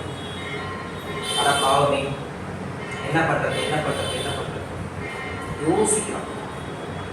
இந்த கதையை ஒரு நாள் என் பிள்ளைங்க கிட்ட கிளாஸ்ல சொல்லிட்டு, அதாவது பின்னாடி வரக்கூடியதை யோசிக்காம சில முடிவுகளை நாம் எடுத்து விட்டால் என்ன நடக்கும் அப்படின்றது இந்த கதையை உதாரணமா சொல்லுவோம். அப்போ சொன்னா, சார் இதெல்லாம் இருக்கு சார், யோசிக்கணும், ஃபெவிக்விக் இருக்கு, வாங்கி ஒட்டிட்டா முடிஞ்சு போச்சு. எத்தனாவது குழந்தை? 4வது குழந்தை சொல்லிச்சு. எவ்வளவு டெவலப் ஆயிருக்கு பாருங்க. உடனே வந்து என்ன பண்றது என்ன பண்ணி யோசிக்கிறாங்க. உடனே திரௌபதி கிருஷ்ணா அப்படின்னு கூப்பிட்டாங்க. அவர் ஆல்வேஸ் வெல்கம்.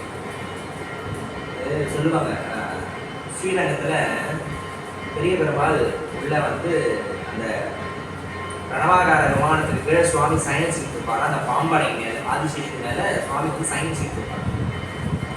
குடதிசை முடியை வைத்து குடதிசை பாதம் நீக்கி வடதிசை பின்பு காட்டி தென்திசை இலங்கை நோக்கின்னு சுவாமி வந்து சயின்ஸ் இருப்பாரு. அந்த சயின்ஸ் இருக்கக்கூடிய பொழுது நீங்க போய் நேரில் போய் பார்த்தீங்கன்னா தெரியும், சுவாமி இப்படி காது மடல் பக்கத்துல கை வச்சிருப்பாரு. 2 கரம் தான் சுவாமி, 2 புஜம் தான், சங்கு சக்கரெல்லாம் இருக்காரு பெரிய பெருமாள்.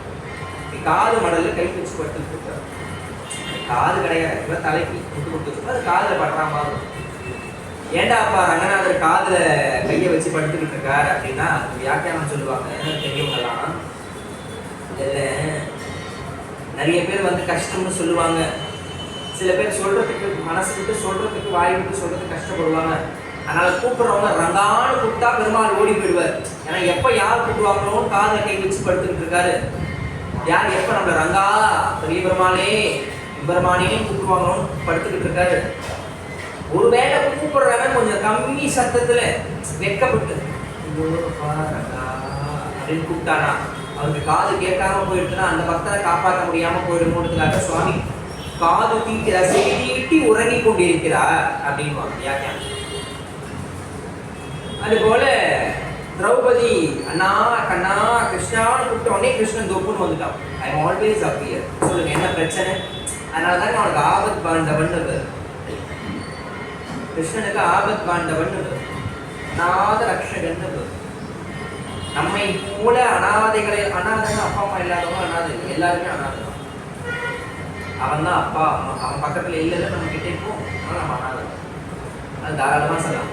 இந்த அநாத ரக்ஷகன் ஆபத் பாண்டவனை ஒரு நிமிடம் நினைத்த உடனே ஆபத்தில் வந்து உதவக்கூடியனாக வந்து நின்றான்.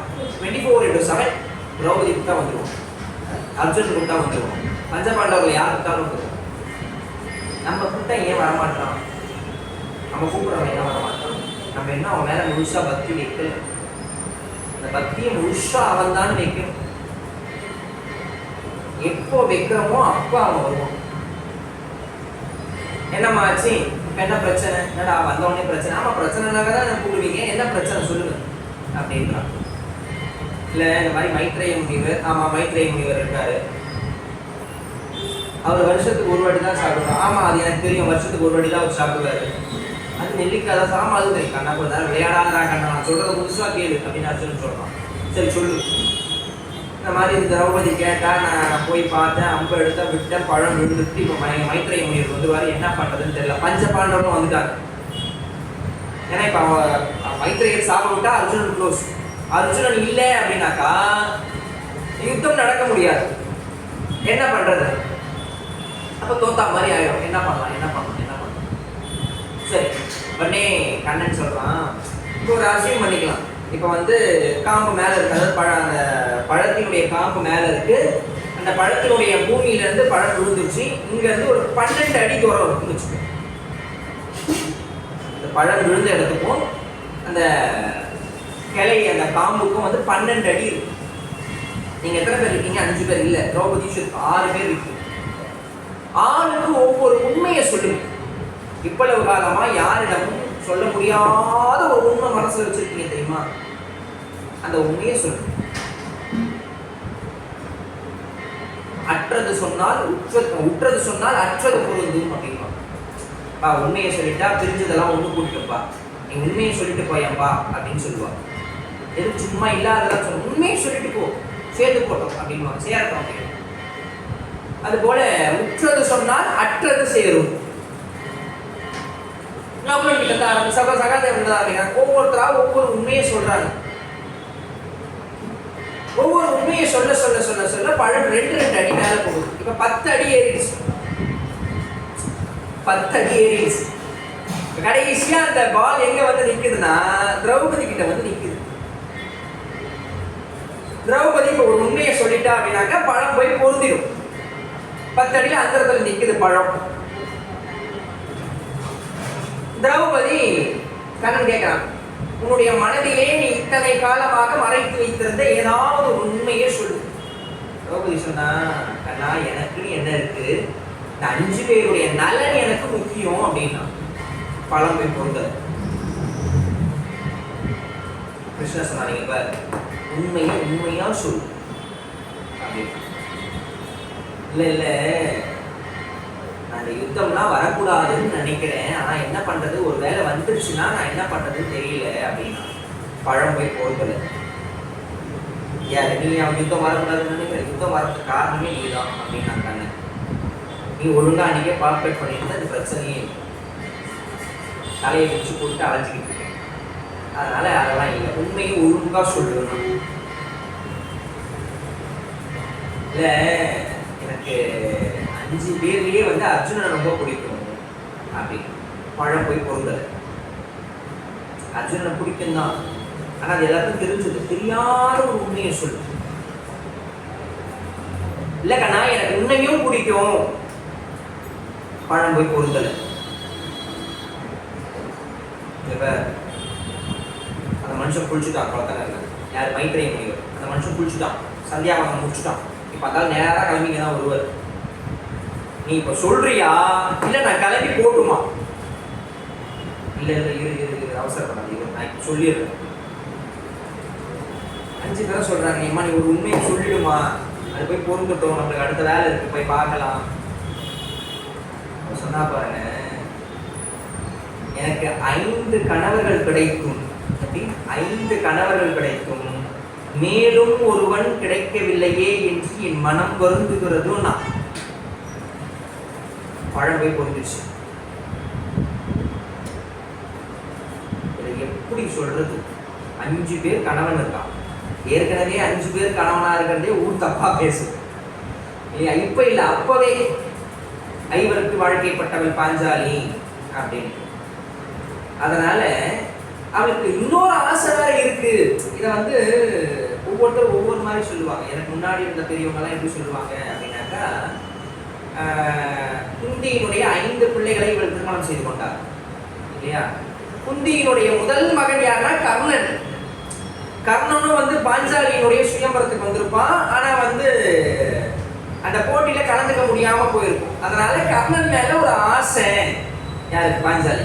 அதெல்லாம் ரொம்ப அபத்தம். அதாவது திரௌபதியினுடைய முதல் எதிரி யாரு அப்படின்னு கேட்டா, புடவையை பிடிச்சி இழுத்த துச்சாசனம் கிடையாது, வந்தியன் துடை மீது அமருன்னு சொன்ன துரியோதனன் கிடையாது, தையல் சேலையும் கலைவாய் அப்படின்னு சொன்ன கர்ணன் மட்டும்தான். கர்ணனை முதல்ல பிடிக்காது. அதுக்கப்புறமா இந்த சேலையை உருவணும் அப்படின்னு சொன்னது வந்து கர்ணன் தான். 5 மேலாடை, அடிமைகளுக்கு மேலாடை எதற்கு அப்படின்னு கேட்டு தையல் சேலையையும் கலைவாய் அப்படின்னு சொன்னான். அதனால புடவையை உருவுன்னு சொன்னது அந்த பாவி தான். அதனால அவனுக்கு மனசுல இடமே கிடையாது. முதல் பகைனா அது அவன் தான். ஆனா இப்படி சொல்லிட்டாலே, எந்த ஆங்கிள் எடுத்துக்கணும் அப்படின்னா, இன்னைக்கு இருக்கக்கூடிய சைக்காலஜிக்கல் சொல்றேன், எல்லாம் மனசுல பதிவு பண்ணணும்.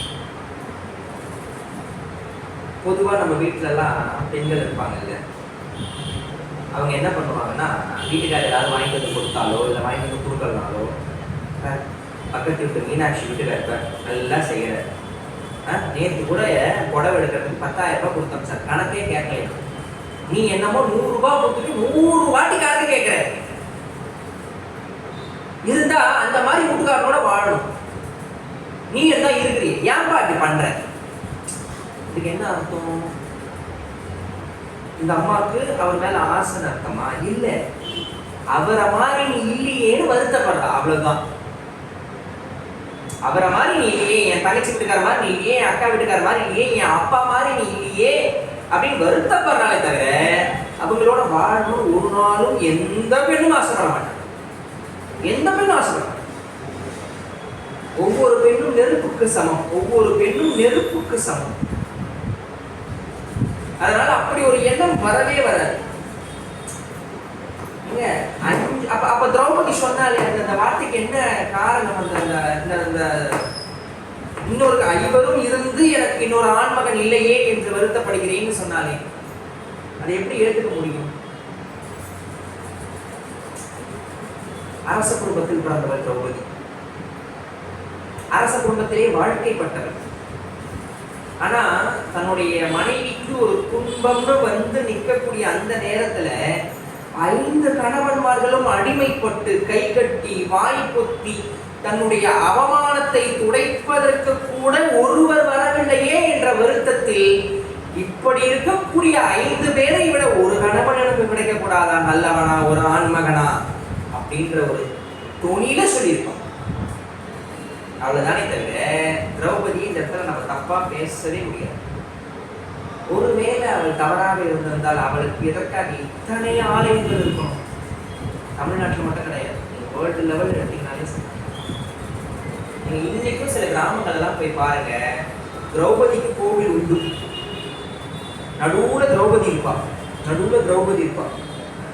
ஒரு பக்கம் வந்து தர்மபுத்திரன் இருப்பார், ஒரு பக்கம் கிருஷ்ணர் இருப்பார், கிருஷ்ணர் இருப்பார் கூட, நடுவுல பாஞ்சாலி இருப்பா, நின்றுகிட்டு இருக்க மாதிரி அம்மா நிற்பாங்க, இந்த பக்கம் கிருஷ்ண பரமாத்மா நிற்பாரு, இந்த பக்கம் தர்மபுத்திரன் இருப்பாரு, இந்த பக்கம் பீமன் அர்ஜுனன் இருப்பான், இந்த பக்கம் நகுலன் சகாதேவன் இருப்பான். 7 பேர் இருப்பாங்க மொத்தம் அந்த ஃபேமிலி போட்டோ. 18 நாள் திருவிழா நடத்துவாங்க. ஏன்னா யுத்தம் 18 நாள் இல்ல, 18 நாள் போர் நடத்தி அந்த போர்ல என்னெல்லாம் கதை சொல்லுவாங்களோ அதெல்லாம் ஒவ்வொரு நாளா கதை சொல்லி படுகலம் பண்ணி துரியோதனனை படுகலம் பண்ணி ஒவ்வொரு நாளும் வந்து வந்து வந்து வந்து பாஞ்சாலி தலைவிரி கோலமாக அந்த களத்தை பார்த்துட்டு போவாங்க. கடைசியா 18வது நாள் அந்த களபலி கொடுத்து, அந்த துரியோதனையும் துச்சாசனையும் களபலி கொடுத்து அந்த படுகளத்துல பலி செய்து அந்த ரத்தத்தை கொண்டு வந்து அந்த கூந்தலிலே சீவி முடித்து முடி போட்டு விக்கிரகத்துக்கு தான் முடி போட்டு அதுல கொஞ்சோடு பூவை சுத்தி அம்மாவை ஆசுவாசப்படுத்தி 18வது நாள் தீ மிதிப்பாங்க. ஏன் தீ மிதிக்கிறாங்க? இன்னைக்கு எல்லா கோவிலையும் தீமிதி திருவிழா ஆடி மாதம் இப்ப அடுத்து வரப்போகுது ஆடி மாதம் தீமிதி திருவிழா ஏன் பண்றோம், எதுக்கு பண்றோம் தெரியாமையே பண்றது. தீமிதி எல்லா அம்மனுக்கும் பண்ணக்கூடாது. ஒரே ஒரு அம்மனுக்கு மட்டும்தான் ரைட்ஸ். இந்த எப்படி சொல்றது, இந்த இடம் இவங்களுக்கு மட்டும்தான் சொந்தம், காப்பிரைட் அப்படின்லாம் சொல்றோம்ல. இந்த வீடியோ இவங்களுக்கு மட்டும்தான் சொந்தம், நான் வீடியோ எடுக்கிறதுதான் சொல்றேன், வீடியோ இவங்களுக்கு மட்டும்தான் சொந்தம், இது இந்த விஷயம் வந்து இவங்களுக்கு மட்டும் தான் சொல்லுங்க. காப்பிரைட்ஸ் வச்சிருக்காங்களா? அந்த மாதிரி தீமிதி திருவிழான்றது copyrights one and only to Draupadi, not for others. வேற யாருக்குமே கிடையாது, ரைட்ஸே கிடையாது. அம்மாவுக்கு மட்டும்தான், திரௌபதிக்கு மட்டும்தான், பாஞ்சாலிக்கு மட்டும்தான். ஏன் அப்படின்னா அவள் மட்டும்தான் அக்னியில் வந்தவள். அக்னியிலே 16 வயது பருவமங்கையாக அக்னியிலிருந்து உதித்தவள். உடனே மதுரகாரங்கெல்லாம் கோச்சுப்பாங்க, எங்க அம்மா கூட தான் நெருப்புல இருந்து வந்தா, யாகத்தியில இருந்து வந்தா. ஆமா ரைட், மதுரை மீனாட்சி யாகத்தியில இருந்து வந்தவள் தான். நீங்க மதுரைக்கு போயிட்டீங்க அப்படின்னாலே மீனாட்சியை வந்து அந்த ஊர்ல சாமியாலே யாருமே பார்க்க மாட்டாங்க. எங்க வீட்டு மகாராணி, எங்க ஊர் மகாராணி. அந்த 10 நாள் அந்த திருவிழா வந்து அங்க அப்படிதான் நடக்கும். மதுரை மீனாட்சி அவ்வளவு சிறப்பா நடக்கும். மகாராணிக்கு பட்டாபிஷேகம் பண்றது என்ன, மகாராணிக்கு வந்து திக்விஜயம் செய்யறது என்ன, மகாராணிக்கு தேரோட்டம் என்ன. நம்ம மகாராணி மகாராஜா பேர்பட்ட ஸ்தலம் மதுரை மீனாட்சி. அந்த கோவில்லாம் நீங்க முதல்ல நுழைஞ்சீங்கன்னாக்கா சுவாமியினுடைய சன்னதி தான் முதல்ல இருக்கும். இப்போ நீங்க மயிலாப்பூர் போறீங்க அப்படின்னு சொன்னா முதல்ல கபாலி தான் இருக்கும், அப்புறம் தான் கற்பகாம்பாள் போய் பார்க்க முடியும். நீங்க திருவச்சூர் வந்தீங்க அப்படின்னாக்கா முதல்ல வந்து தியாகராஜர், அதுக்கடுத்து வடிவுடையம்மன் பார்க்குற மாதிரி இருக்கும். பிரதானமாக வந்து சுவாமி தான் இருப்பார், நேர் வாசலுக்கு நேராக சுவாமி தான் இருப்பார், சைடில் தான் அம்மா இருப்பாங்க. ஆனால் மதுரையில் மட்டும்தான் முதல்ல போய் நீங்கள் மீனாட்சியை பார்க்கணும். எங்கேயும் ஒரு மூலையில் இருப்பார் அந்த மனுஷன், சொக்கநாதர் சுக்கி போயிருப்பார். ஏன் அவருக்கு சொக்கநாதர்னா அந்த அம்மாவை பார்த்து சுக்கி போய் உட்கார்ந்தனால அவருக்கு சொக்கநாதர்னு பேரும். அவர் 3 வயது குழந்தையாக அக்னியிலிருந்து 3 தனங்களோடு காட்சி கொடுத்தார். அவளுக்கு கூட இல்லாத ஏற்றம் திரௌபதிக்கு உண்டு. ஏன்னா கன்னித்தன்மையோடு வந்தவள். 5 மணந்தாலும் ஒவ்வொரு நாளும் குளித்த பிறகு தாலி மாறும், கன்னித்தன்மையோடு இருப்பாள். ஒவ்வொரு நாளும் இருப்பாள். அவளை இன்னைக்கு ரொம்ப நம்ம வந்து பேசுறவங்க தரைக்குறைவா பேசுறாங்க, தவறு. திரௌபதியை காப்பாற்றுறது எங்க வேலை கிடையாது, பேச்சாளர் எங்க வேலை கிடையாது. ஆனா ஒரு விஷயத்தை அடுத்த தலைமுறைக்கு தவறாக கொண்டு போகக்கூடாது, அது மிகப்பெரிய தவறு. இதை ஏன் செய்கிறோம், எதுக்கு செய்கிறோம்? நிறைய விஷயங்கள். ஏன் உருவ வழிபாடு வச்சிருக்கோம்? ஏன் உருவமே இல்லாம வழிபடக்கூடாதா? தாராளமா வழிபடலாம். ஏன் ராமலிங்க சுவாமிகள் இல்லையா? ஜோதி வழிபாடு இருந்தது. அருட்பெரும் ஜோதி, அருட்பெரும் ஜோதி, தனிப்பெரும் கருணை, அருட்பெரும் ஜோதி. சில பேர் கேட்பாங்க, ஏன் சுவாமிக்கு வருஷம் கல்யாணம் பண்றீங்க? நீங்க கல்யாணம் பண்ணலன்னா சுவாமி கல்யாணம் பண்ணிக்க மாட்டாரா? அவர் பண்ணிப்பாரு. பொதுவா 25 வயதுல இருக்கக்கூடிய ஆண் பெண்கள்லாம் வந்து பெற்றோர்கள் ஒரு 50 வயதுல கல்யாணம் பண்ணி வைப்பாங்க. இந்த அவங்க குழந்தைக்கு கல்யாணம் பண்ணி வச்சோடனே அது ஒரு குழந்தை பெற்றுக்கும் இல்லையா? அந்த குழந்தையெல்லாம் வளர்ந்து வரும் பொழுது அப்பா அம்மாவுக்கு ஒரு 60 வயசாகும், அப்பாவுக்கு ஒரு 60 வயசாகும், அம்மாவுக்கு ஒரு 58 55 வயசாகும். அப்ப இந்த குழந்தையும் அந்த மருமகளும் என்ன பண்ணணும், இந்த பையன் அந்த பொண்ணு என்ன பண்ணாக்கா தாய் தந்தையருக்கு 60ஆம் கல்யாணம் ஒன்று பண்ணுவாங்க. அது ரொம்ப சிறப்பு. 25 வயசுல கல்யாணம் பண்ணிக்கிறத விட 60 வயசுல பண்ணி வைக்கிறீங்க தெரியுமா? அது ரொம்ப சிறப்பு, ஒரு படி மேல. அப்படி பண்ணும் பொழுது அதுல இருக்கக்கூடிய சுகம் அலாதி. அந்த சுகத்தை, அந்த அனுபவத்தை நாம் இறைவனுடைய திருக்கல்யாணத்திலே அனுபவிக்கலாம். சுவாமிக்கு வருஷம் கல்யாணம் பண்றீங்களே அப்படின்னா நிறைய கேள்வி. அந்த அனுபவம் நமக்கு கிடைக்கணும், அந்த அனுபவத்திலே நாம் துழைத்து போகணும். அதனால இங்க திரௌபதி இந்த விஷயத்தை சொன்ன சொன்னோடனே பழம் போய் பொருந்தியது. அதுக்கு காரணங்கள் இதெல்லாம் சொல்லலாம். மைத்ரேய முனிவர் வந்தாரு, கையை நீட்டினாரு, பூஜை பண்ணாரு, அந்த பழம் வந்து விழுந்தது. பக்கத்திலே பஞ்சபாண்டவர் திரௌபதியோடு இருந்தார், கிருஷ்ண பரமாத்மா இருந்தார், எல்லாருக்கும் ஆசீர்வாதம் பண்ணாரு. உடனே மைத்ரேயர் சொல்றார், அர்ஜுனா நீ போய் தவம் மேற்கொள் அப்படின்ற மைத்ரேயர் சொல்றாரு பார்த்து. ஏன்னா நாளைக்கு வந்து போர் அப்படின்னு வந்துட்டா உனக்கு நிறைய அஸ்திர சஸ்திரங்கள்லாம் வேணும். அதனால நீ என்ன பண்ணு, சிவபெருமான் கிட்ட ஒரு ஆயுதம் இருக்கும், அதுக்கு பாசுபதாஸ்திரம்னு பேரு. அது இருக்கிறதுலே மிகப்பெரிய உயர்ந்த அஸ்திரம். அது வேண்டி நீ போய் தவம் செய் அப்படின்னு அனுப்புற. சரி சுவாமி அப்படின்னு கிருஷ்ணர் கிட்ட சொல்லிட்டு, அண்ணாங்க கிட்டலாம் சொல்லிட்டு, தம்பி கிட்டலாம் சொல்லிட்டு, மனைவி கிட்ட சொல்லிட்டு இவர் போய் தவத்துக்காக போறார். அர்ஜுனன் தபசு அப்படின்னு ஒரு கதையே உண்டு. 18 நாள் யுத்தத்துல இதெல்லாம் அந்த 18 நாள் புராணத்துல நான் சொல்றது கிராமங்கள்ல இந்த அர்ஜுனன் தபசு அப்படின்றது ஒன்று உண்டு.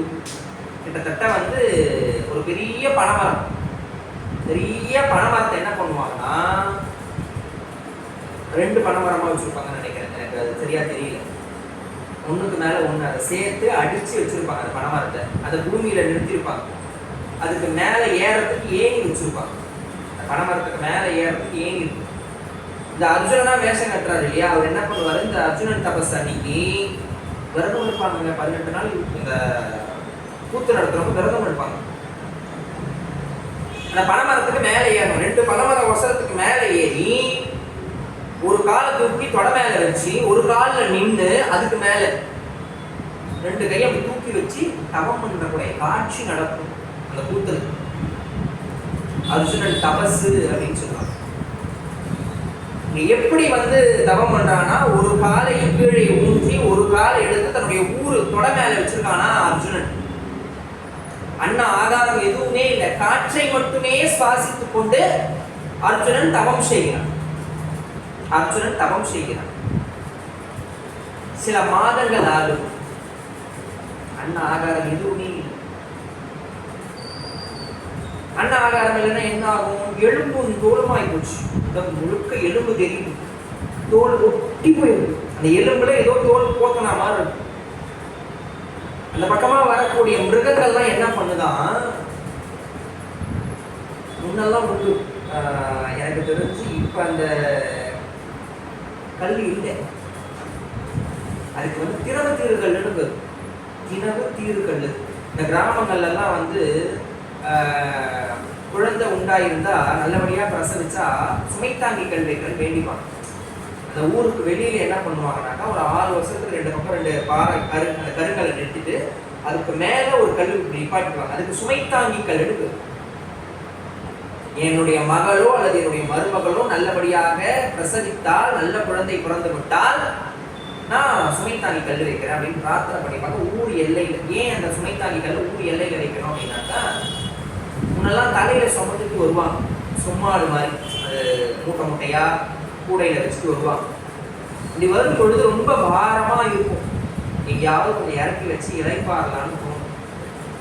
இறக்கி வச்சோம்னா மறுபடியும் அதை ஏற்றி நம்ம தலையில வைக்கிறதுக்கு ஆட்கள் இருக்க மாட்டாங்க. அந்த மாதிரியான நேரத்துல இந்த சுமையை தூக்கி அந்த சுமை தாங்கி கல் மேல வச்சுட்டு கொஞ்ச நேரம் அப்படி ஆசுவாசப்பட்டுட்டு அவங்களுடைய ஒசரத்துக்கு அந்த கல் கரெக்டா இருக்கும். இப்படியே எடுத்து இப்படியே வச்சுப்பாங்க. குனிஞ்சு அதை வெயிட்ட தூக்கணுன்ற அவசியம். அதுக்காக கொண்டு வந்ததுதான் சுமைத்தாங்கி கல். அது பெரிய தருணம் சுமைத்தாங்கி கல் வைக்கிறது அப்படின்ட்டு. அது போல முன்னால் சென்னையிலேயே பார்த்துருக்கேன்.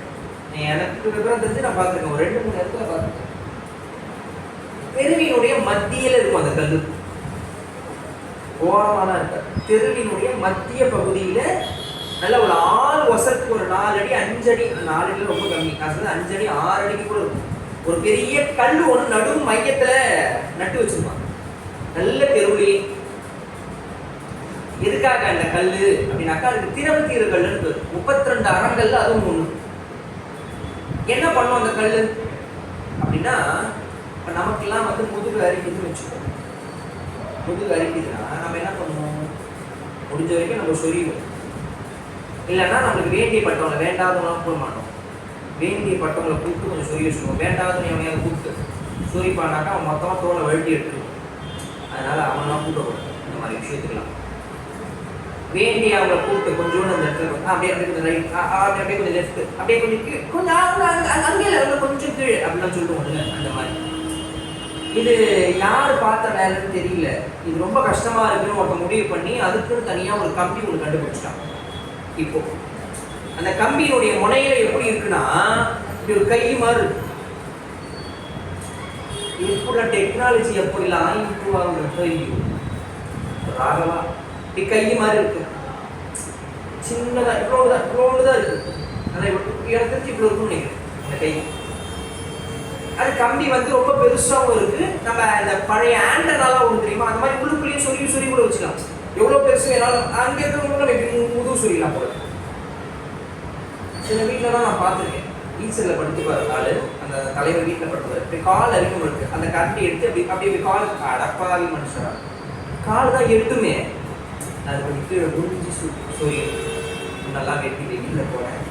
என்ன உனக்கு அவ்வளோ சோம்பேறி தான் இல்லையா? அந்த மாதிரி ஒரு கையை ஒன்று கண்டுபிடிச்சி வச்சுருக்கோம், அது சூரியனுக்கு. இப்போ எக்ஸாம்பிள், ஒரு எரும மாடுக்கு சொரியணும், முதுகு அரிக்குது. அது என்ன பண்ணும்? பெண் எரும மாடு கிட்ட போயிட்டு முதுகுமா அரிக்குதுமா சொரிஞ்சு விடுமா, நான் மாடு சொரிஞ்ச விடும், அதெல்லாம் சொல்லிடுறோம். அது என்ன பண்ணும்னா தன்னுடைய திணவு தீர்வதற்காக, அந்த அரிப்பு அடங்குவதற்காக அந்த கல்லுக்கிட்ட போய் நின்று இப்படி இப்படி இப்படி உரசும். அந்த திணவு தீந்துரும். வாயில்லாத ஜீவன், 5 அறிவு ஜீவன்களுக்கு அந்த தர்மத்தை மனிதர்களாகி நாம் செய்து கொண்டிருந்தோம். திணவு தீர்வுகள் ஒவ்வொரு தெருவுலையும் இருக்கு. நம்ம தான் எதையுமே நல்லதெல்லாம் விட்டு வைக்க மாட்டோமே. அந்த நல்லதெல்லாம் விட்டு வச்சா நம்ம ரொம்ப புண்ணியமா போயிடும். அதனால என்ன பண்ணிட்டோம், வண்டிக்கு இடைஞ்சலா இருக்குன்னு அந்த கல்லெல்லாம் எடுத்துட்டோம். நான் சொல்றது ஒரு 20-25 வருஷத்துக்கு முன்னாடியே எடுத்துட்டோம். அப்பவே நம்ம ரொம்ப நல்ல காரியெல்லாம் பண்ணிட்டோம்.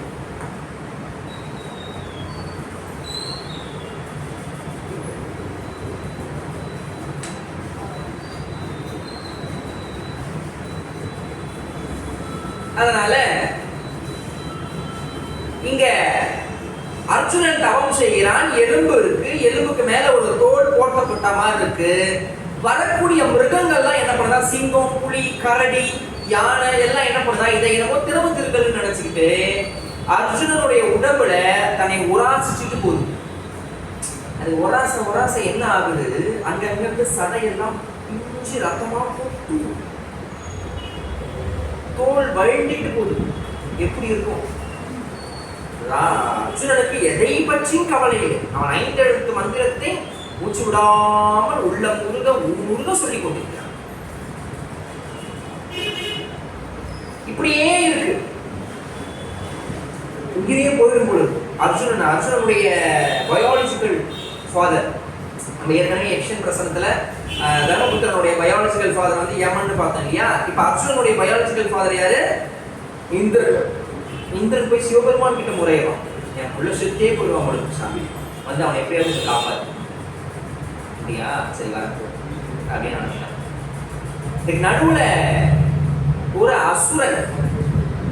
அசுரன் என்ன பண்றான், பன்றியாக உருமாறி இந்த அர்ஜுனனை எப்படியாவது கொல்லணும்.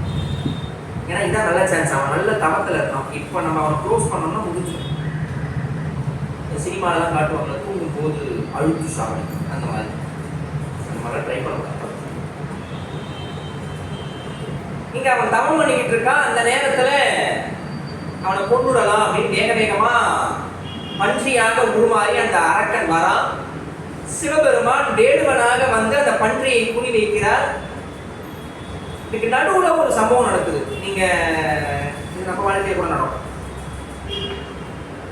நம்ம பஸ் ஸ்டாண்ட்ல எங்கேயோ பார்த்துட்டு நிற்போம். பஸ் ஸ்டாண்ட்ல நம்ம நிற்கிறோம் இல்லையா, பஸ்ஸுக்காக. பஸ் வருதான்னு பார்ப்போம். நம்மளை வேற எங்கேயோ பார்த்தவங்க ரொம்ப நேரமா நம்மள ஒரு 10 அடி தூரத்துக்கு பார்த்துக்கிட்டே இருப்பாங்க. இந்த மூச்சு நம்ம எங்கேயோ பார்த்தா மாதிரி இருக்கு, இவங்க பேசலாமா வேண்டாமா, நம்ம பேசினா இவங்க என்ன நினைப்பாங்க, நம்மள இவங்களுக்கு தெரியுமா, அப்படிலாம் அவங்க யோசிச்சுட்டு நம்மளையே பார்த்துக்கிட்டு இருப்பாங்க. பேச மாட்டாங்க, வாயை திறந்து பேச மாட்டாங்க, நம்மளையே பார்த்துக்கிட்டு இருப்பாங்க. நம்ம அவங்கள பார்க்கவே மாட்டோம். நம்ம வேற எங்கேயோ பார்த்துட்டு இருக்கோம். அவங்கள பார்க்கக்கூடாதுன்றது மோட்டிவ் கிடையாது, நம்ம பார்த்துக்க மாட்டோம். நம்மளுடைய சிந்தனையெல்லாம் வேற எங்கேயோ இருக்கும். ரொம்ப நேரமா அவங்க பார்ப்பாங்க. நம்மளுடைய உள் மனசு ஆழ் மனசு சொல்லும், உன்னை யாரோ பார்த்துட்டு இருக்காங்க, திரும்பி பாரு. நம்மளுடைய ஆழ் மனசு சொல்லும், உன்னை எவனோ பின்னாடி இருந்து பார்த்துக்கிட்டே இருக்கலாம், தயவு செய்து திரும்பி பாரு.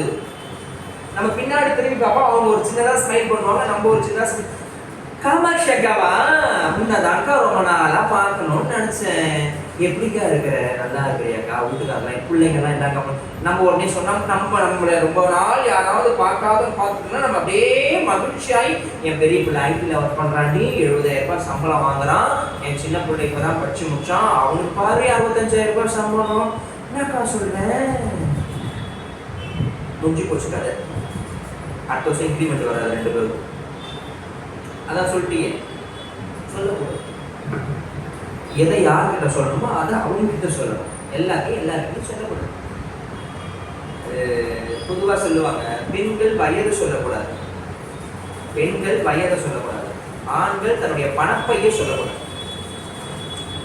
சமீபத்தில் ஒரு இன்டர்வியூல கேட்டாங்க, நீங்க உங்க வயசு சொல்லிட்டீங்க, தாராளமா சொல்லலாம், தப்பே கிடையாது. ஆண்கள் வயசு சொல்லலாம், ஆனா எவ்வளவு சம்பாதிக்கிறீங்கன்னு சொல்லக்கூடாது. அது முன்ன. இப்ப எப்படி தெரியுமா இருக்கு, ஆணோ பெண்ணோ எதையும் யாருக்கும்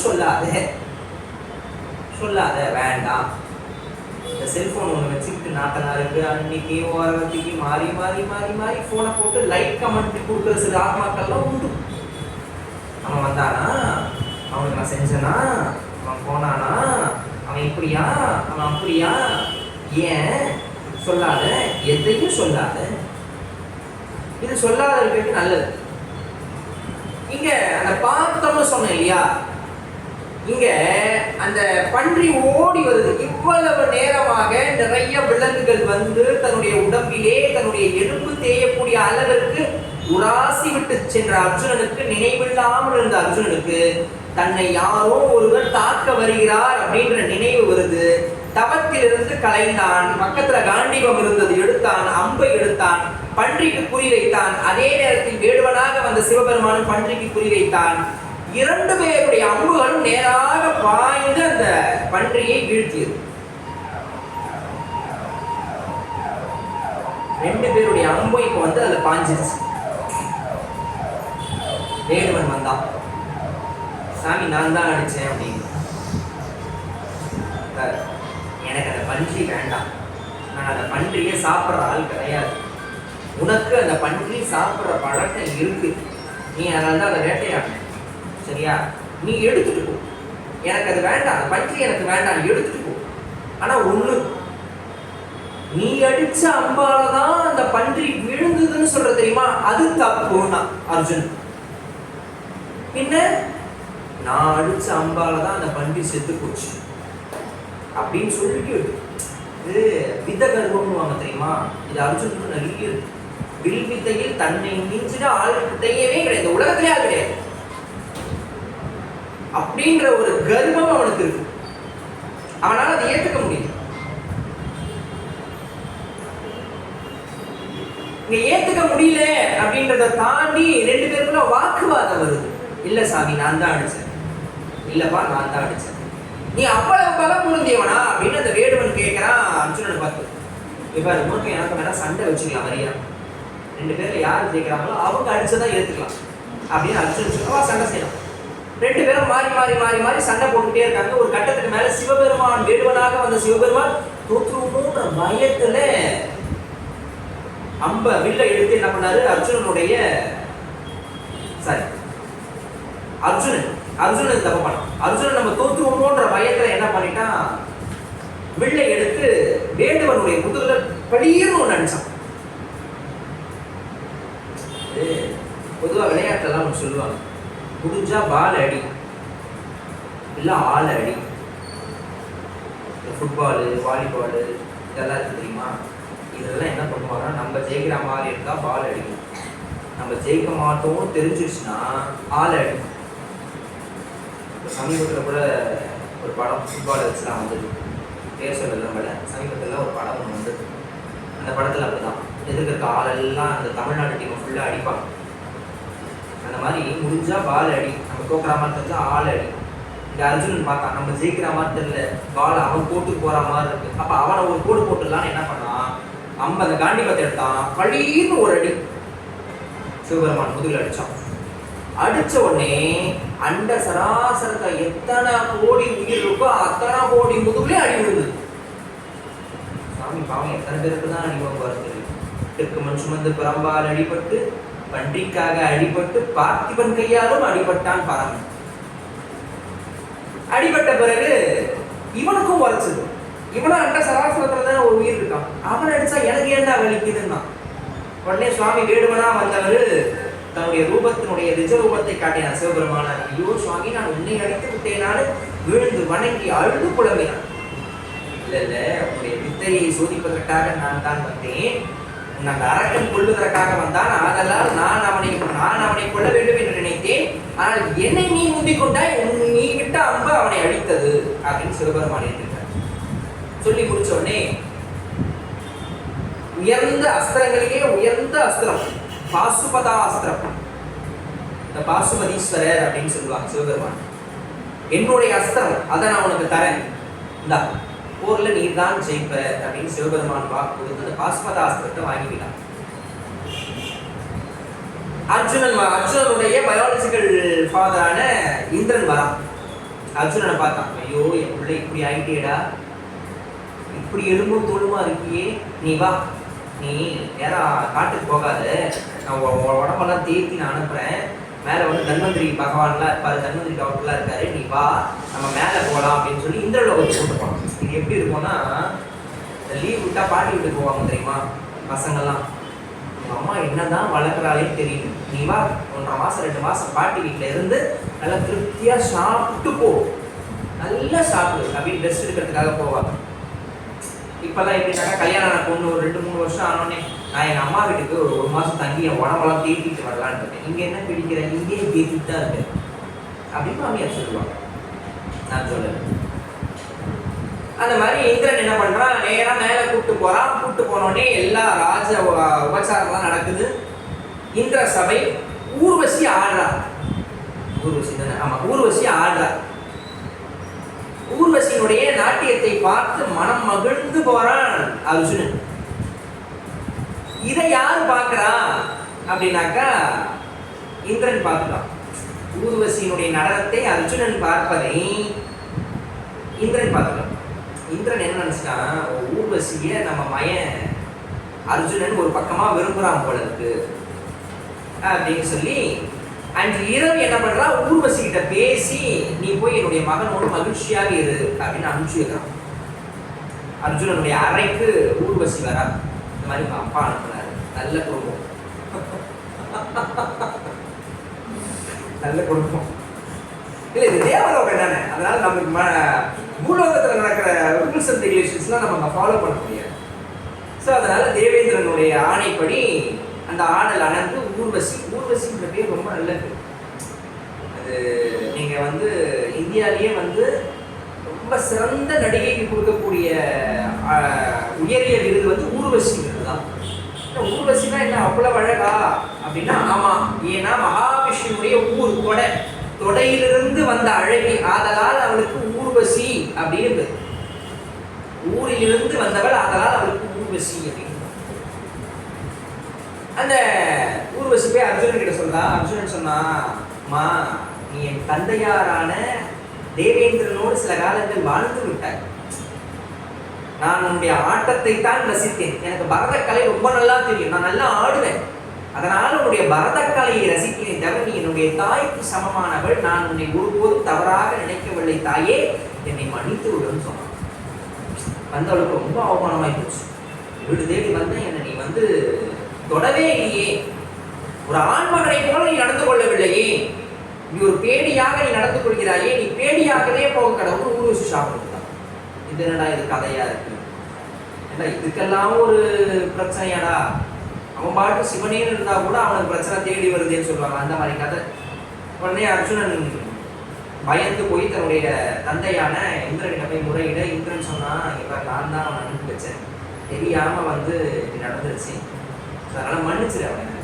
உடனே ஊர்வசி பார்த்தா, சரி உனக்கு தேவைப்படும் பொழுது நீ பேடியாக மாறிக்கொள் அப்படின்னு ஒரு வார்த்தை கொடுத்தான். சாபம் வந்து வரமாக மாறியது இல்லையா. அங்கிருந்து நேரா அர்ஜுன் கிளம்பி எல்லாம் முடிந்து சில உடம்பெல்லாம் தேர்த்தப்பட்டு அங்கிருந்து கிளம்பி நேரம் மறுபடியும் பாசுபதாஸ்திரத்தோடு பர்ணசாலைக்கு வருகிறான். இதே போல இந்த பாஞ்சாலி என்ன பண்றான், இன்னொரு நாள் பீமனோடு அப்படியே நகர்வலம் போறான் காட்டுல. இப்போ அந்த பொண்ணு வேற வேலை வெட்டியே இல்லைன்னு நினைக்கிறேன். ஒவ்வொரு வீட்டுக்காரனா கூப்பிட்டு ஏதாவது பிரச்சனைக்கு மாட்டு கூப்பிட்டு பீமனோடு ஒரு நாள் அப்படியே அந்த நதிக்கரை ஓரமாக போக ஒரு மலரை எடுக்கிறான். அந்த மலர் அவ்வளவு வாசனையா. அந்த மலருக்கு என்ன பேருனாக்கா சௌகந்திகா மலர் அப்படின்னு ஒரு பேர். சௌகந்திகா அப்படின்னு அந்த மலருடைய பெயர். எனக்கு நல்ல ஞாபகம் இருக்கு. நான் 2012ஆம் ஆண்டு முதல்ல ஆசிரியர் தொழில் நுழையிறேன். அதுல 3ஆம் வகுப்பு நினைக்கிறேன். 2ஆம் வகுப்பா 3ஆம் வகுப்பான்னு சரியா தெரியல. 3ஆம் வகுப்பு. அந்த கிளாஸ்ல ரொம்ப சூப்பரா சுட்டியா ஒரு குழந்தை இருக்கும். என் குழந்தை அவ்வளவு அழகு. அந்த குழந்தைக்கு சௌகந்திகான்னு பேர். அந்த பேர் அப்பதான் முதல் முறையா நான் கேள்விப்படுறேன். என்னம்மா உன் பேரு சௌகந்திகாவா? சரியா தெரியலமா. சௌகந்திகா. ஆமா சார் சௌகந்திகா அப்படின்னா எனக்கு ரொம்ப நாள் கழிச்சு இந்த மகாபாரதம் படிக்கும்போது இந்த பேரை இவங்க எங்கிருந்து எடுத்துருக்காங்களோன்ற ஐயப்பாடெலாம் இருந்துச்சு. இப்போ ஷீஸ் அ டாக்டர் தான், அவன் ப்ராக்டிஸ் பண்ணிட்டு இருக்கான் சௌகந்திகா அப்படின்னு சொல்லிட்டு. அந்த சௌகந்திகா மலர் எடுத்து பார்க்குறா. அந்த மலருடைய வாசனை கந்தம் அவ்வளவு அருமையாக இருக்கு. இதை பார்த்துட்டு இதே போல மலர்கள் எங்கே இருக்குன்னு கேட்குறா. அங்கே பக்கத்தில் இருந்த முனிவர்கள்லாம் சொல்கிறாங்க, இல்லை இது தேவலோகத்திலே இந்திரலோகத்தை குபேரனுடைய பட்டணமான அழகாபுரியில் இருக்கு அப்படின்னு சொல்ல பீமன் கிட்ட கேட்டான். இந்த மலர் ரொம்ப அழகா இருக்கு சுவாமி, எனக்கு இந்த மலரை போல இன்னும் நிறைய மலர்கள் வேணும். தேவையில்லாத இதெல்லாம் இந்த வீட்டில் இருக்க பொம்னாட்டிங்க அமைதியா இருந்தாலே ஆண்கள் நிம்மதியா இருப்பாங்க. எல்லாருக்குமே சொல்றேன். வீட்டில் இருக்க பெண்கள் நெய் நெய் நெய்னு நச்சரிக்காம அமைதியா இருந்தாலே நிம்மதியா இருப்பாங்க. ஒவ்வொரு வீட்டில் இருக்கக்கூடிய ஆண்மகன் இங்க இருக்க மாட்டான். அதான் பிரச்சனை. இப்போ கேட்டவொடனே வீட்டுக்காரமா கேட்டவொடனே சும்மா இருக்க முடியுமா? நேராக தன்னுடைய ஆற்றலை எல்லாம் பயன்படுத்தி அழகாபுரிக்கு போய் அங்கே இருக்கக்கூடிய எல்லா சௌகந்திக மலர்களையும் எடுத்து வந்து போட்டான். இது குபேரனுக்கு தெரிஞ்சிச்சு.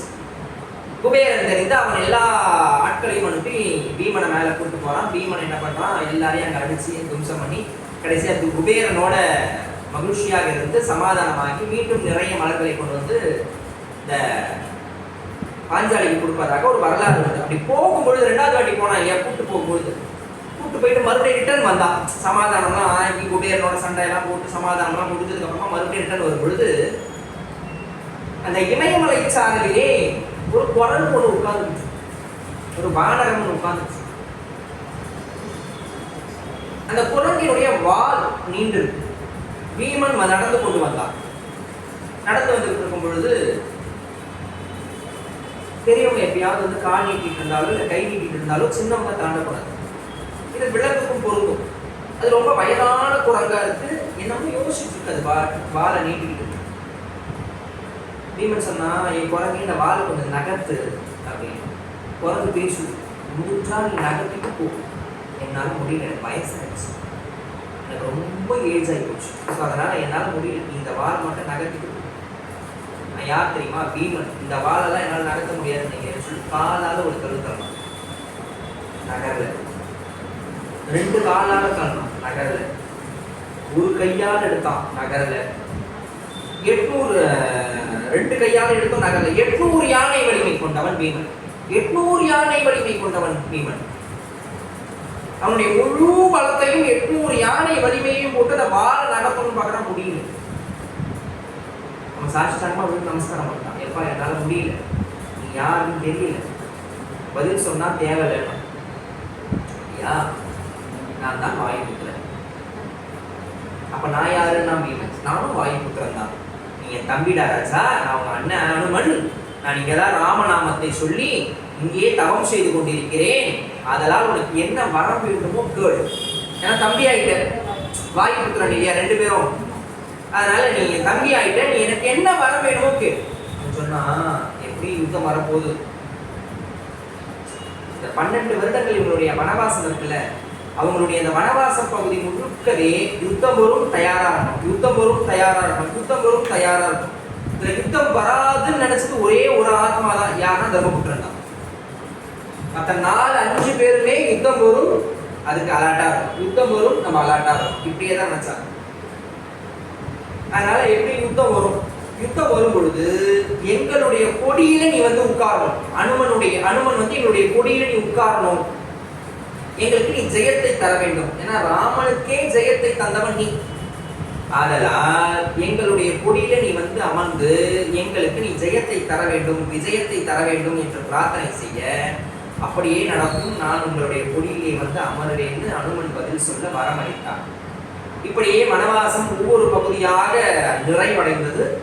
வனவாசம் முடிந்து இன்னும் ஓராண்டு அஞ்ஞாத வாசம் வாழணும். அதாவது காட்டில் இருக்கக்கூடாது, நாட்டுக்குள்ள வந்துடணும். ஆனா இவங்கெல்லாம் மாறு வேஷத்தில் இருக்கணும்.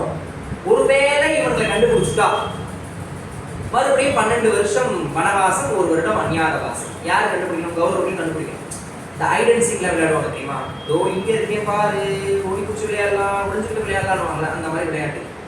என்ன ஒன்று, இது டைம் டியூரேஷன் கொஞ்சம் அதிகமாக இருக்குது. 12 வருஷம் 1 வருஷம் அப்படின்றது. ஸோ அந்த அஞ்ஞாத வாசத்தில் இவங்க எந்த நாட்டுக்கு போகிறாங்க, அங்கே என்னெல்லாம் நடக்குது, அதன் விளைவாக இவர்களுக்கு மீண்டும் எப்படி ராஜ்யம் கிடைக்கிறது என்பதையெல்லாம் வரக்கூடிய வாரங்களிலே, வரக்கூடிய அடுத்த வகுப்பிலே பார்க்கலாம் என்று கூறி, அடுத்த வருடம் அடுத்த வருஷத்துக்கு போயிட்டேன். 9ஆம் தேதி சைவ பக்தஜன சபையிலே மாலை 6:30 மணி அளவில் முனைவர் சிவ உமையார் அம்மையார் பிரேமாவதி அவர்கள் வழங்கும் திருஞான சம்பந்தரின் திருமயிலை அங்கம் பூம்பாவை திருப்பதியை விளக்க ரொம்ப அழகாக இருக்கும். நான் ரொம்ப ரசித்து நான் கேட்கக்கூடிய பேச்சுகளிலே சிவ உமையார் அம்மையாருடைய அந்த பேச்சும் ஒன்று. ஸோ ரொம்ப அருமையாக பேசுவாங்க. அதுவும் டாபிக் வந்து எனக்கு ரொம்ப பிடிச்சது. ஏன்னா மயிலாப்பூர் அப்படின்னும் போது மந்தவழியில் எங்கள் பெரியமா இருக்கும். ஸோ அங்கேருந்து நான் நித்தம் மயிலாப்பூர், கேசவ பெருமாள் கோவில், மாதவ பெருமாள் கோவில், கபாலி, ஸோ இவங்களெல்லாம் நாங்கள் நித்தம் சேவித்த காலமெல்லாம் உண்டு. ஸோ அதில் வந்து அங்கம் பூம்பாவையினுடைய பாசுரம் ரொம்ப அற்புதமான அந்த பதிகம். ஏன்னா வந்து உயிர்ப்பிக்கக்கூடிய ஒரு பதிகம் அது. அம்மையார் சொல்லுவாங்க அதெல்லாம். ஸோ அதனால் எல்லாரும் வந்து அதெல்லாம் கேட்கணும் அப்படின்னு அடியேன் பிரார்த்தனை செஞ்சுக்கிறேன்.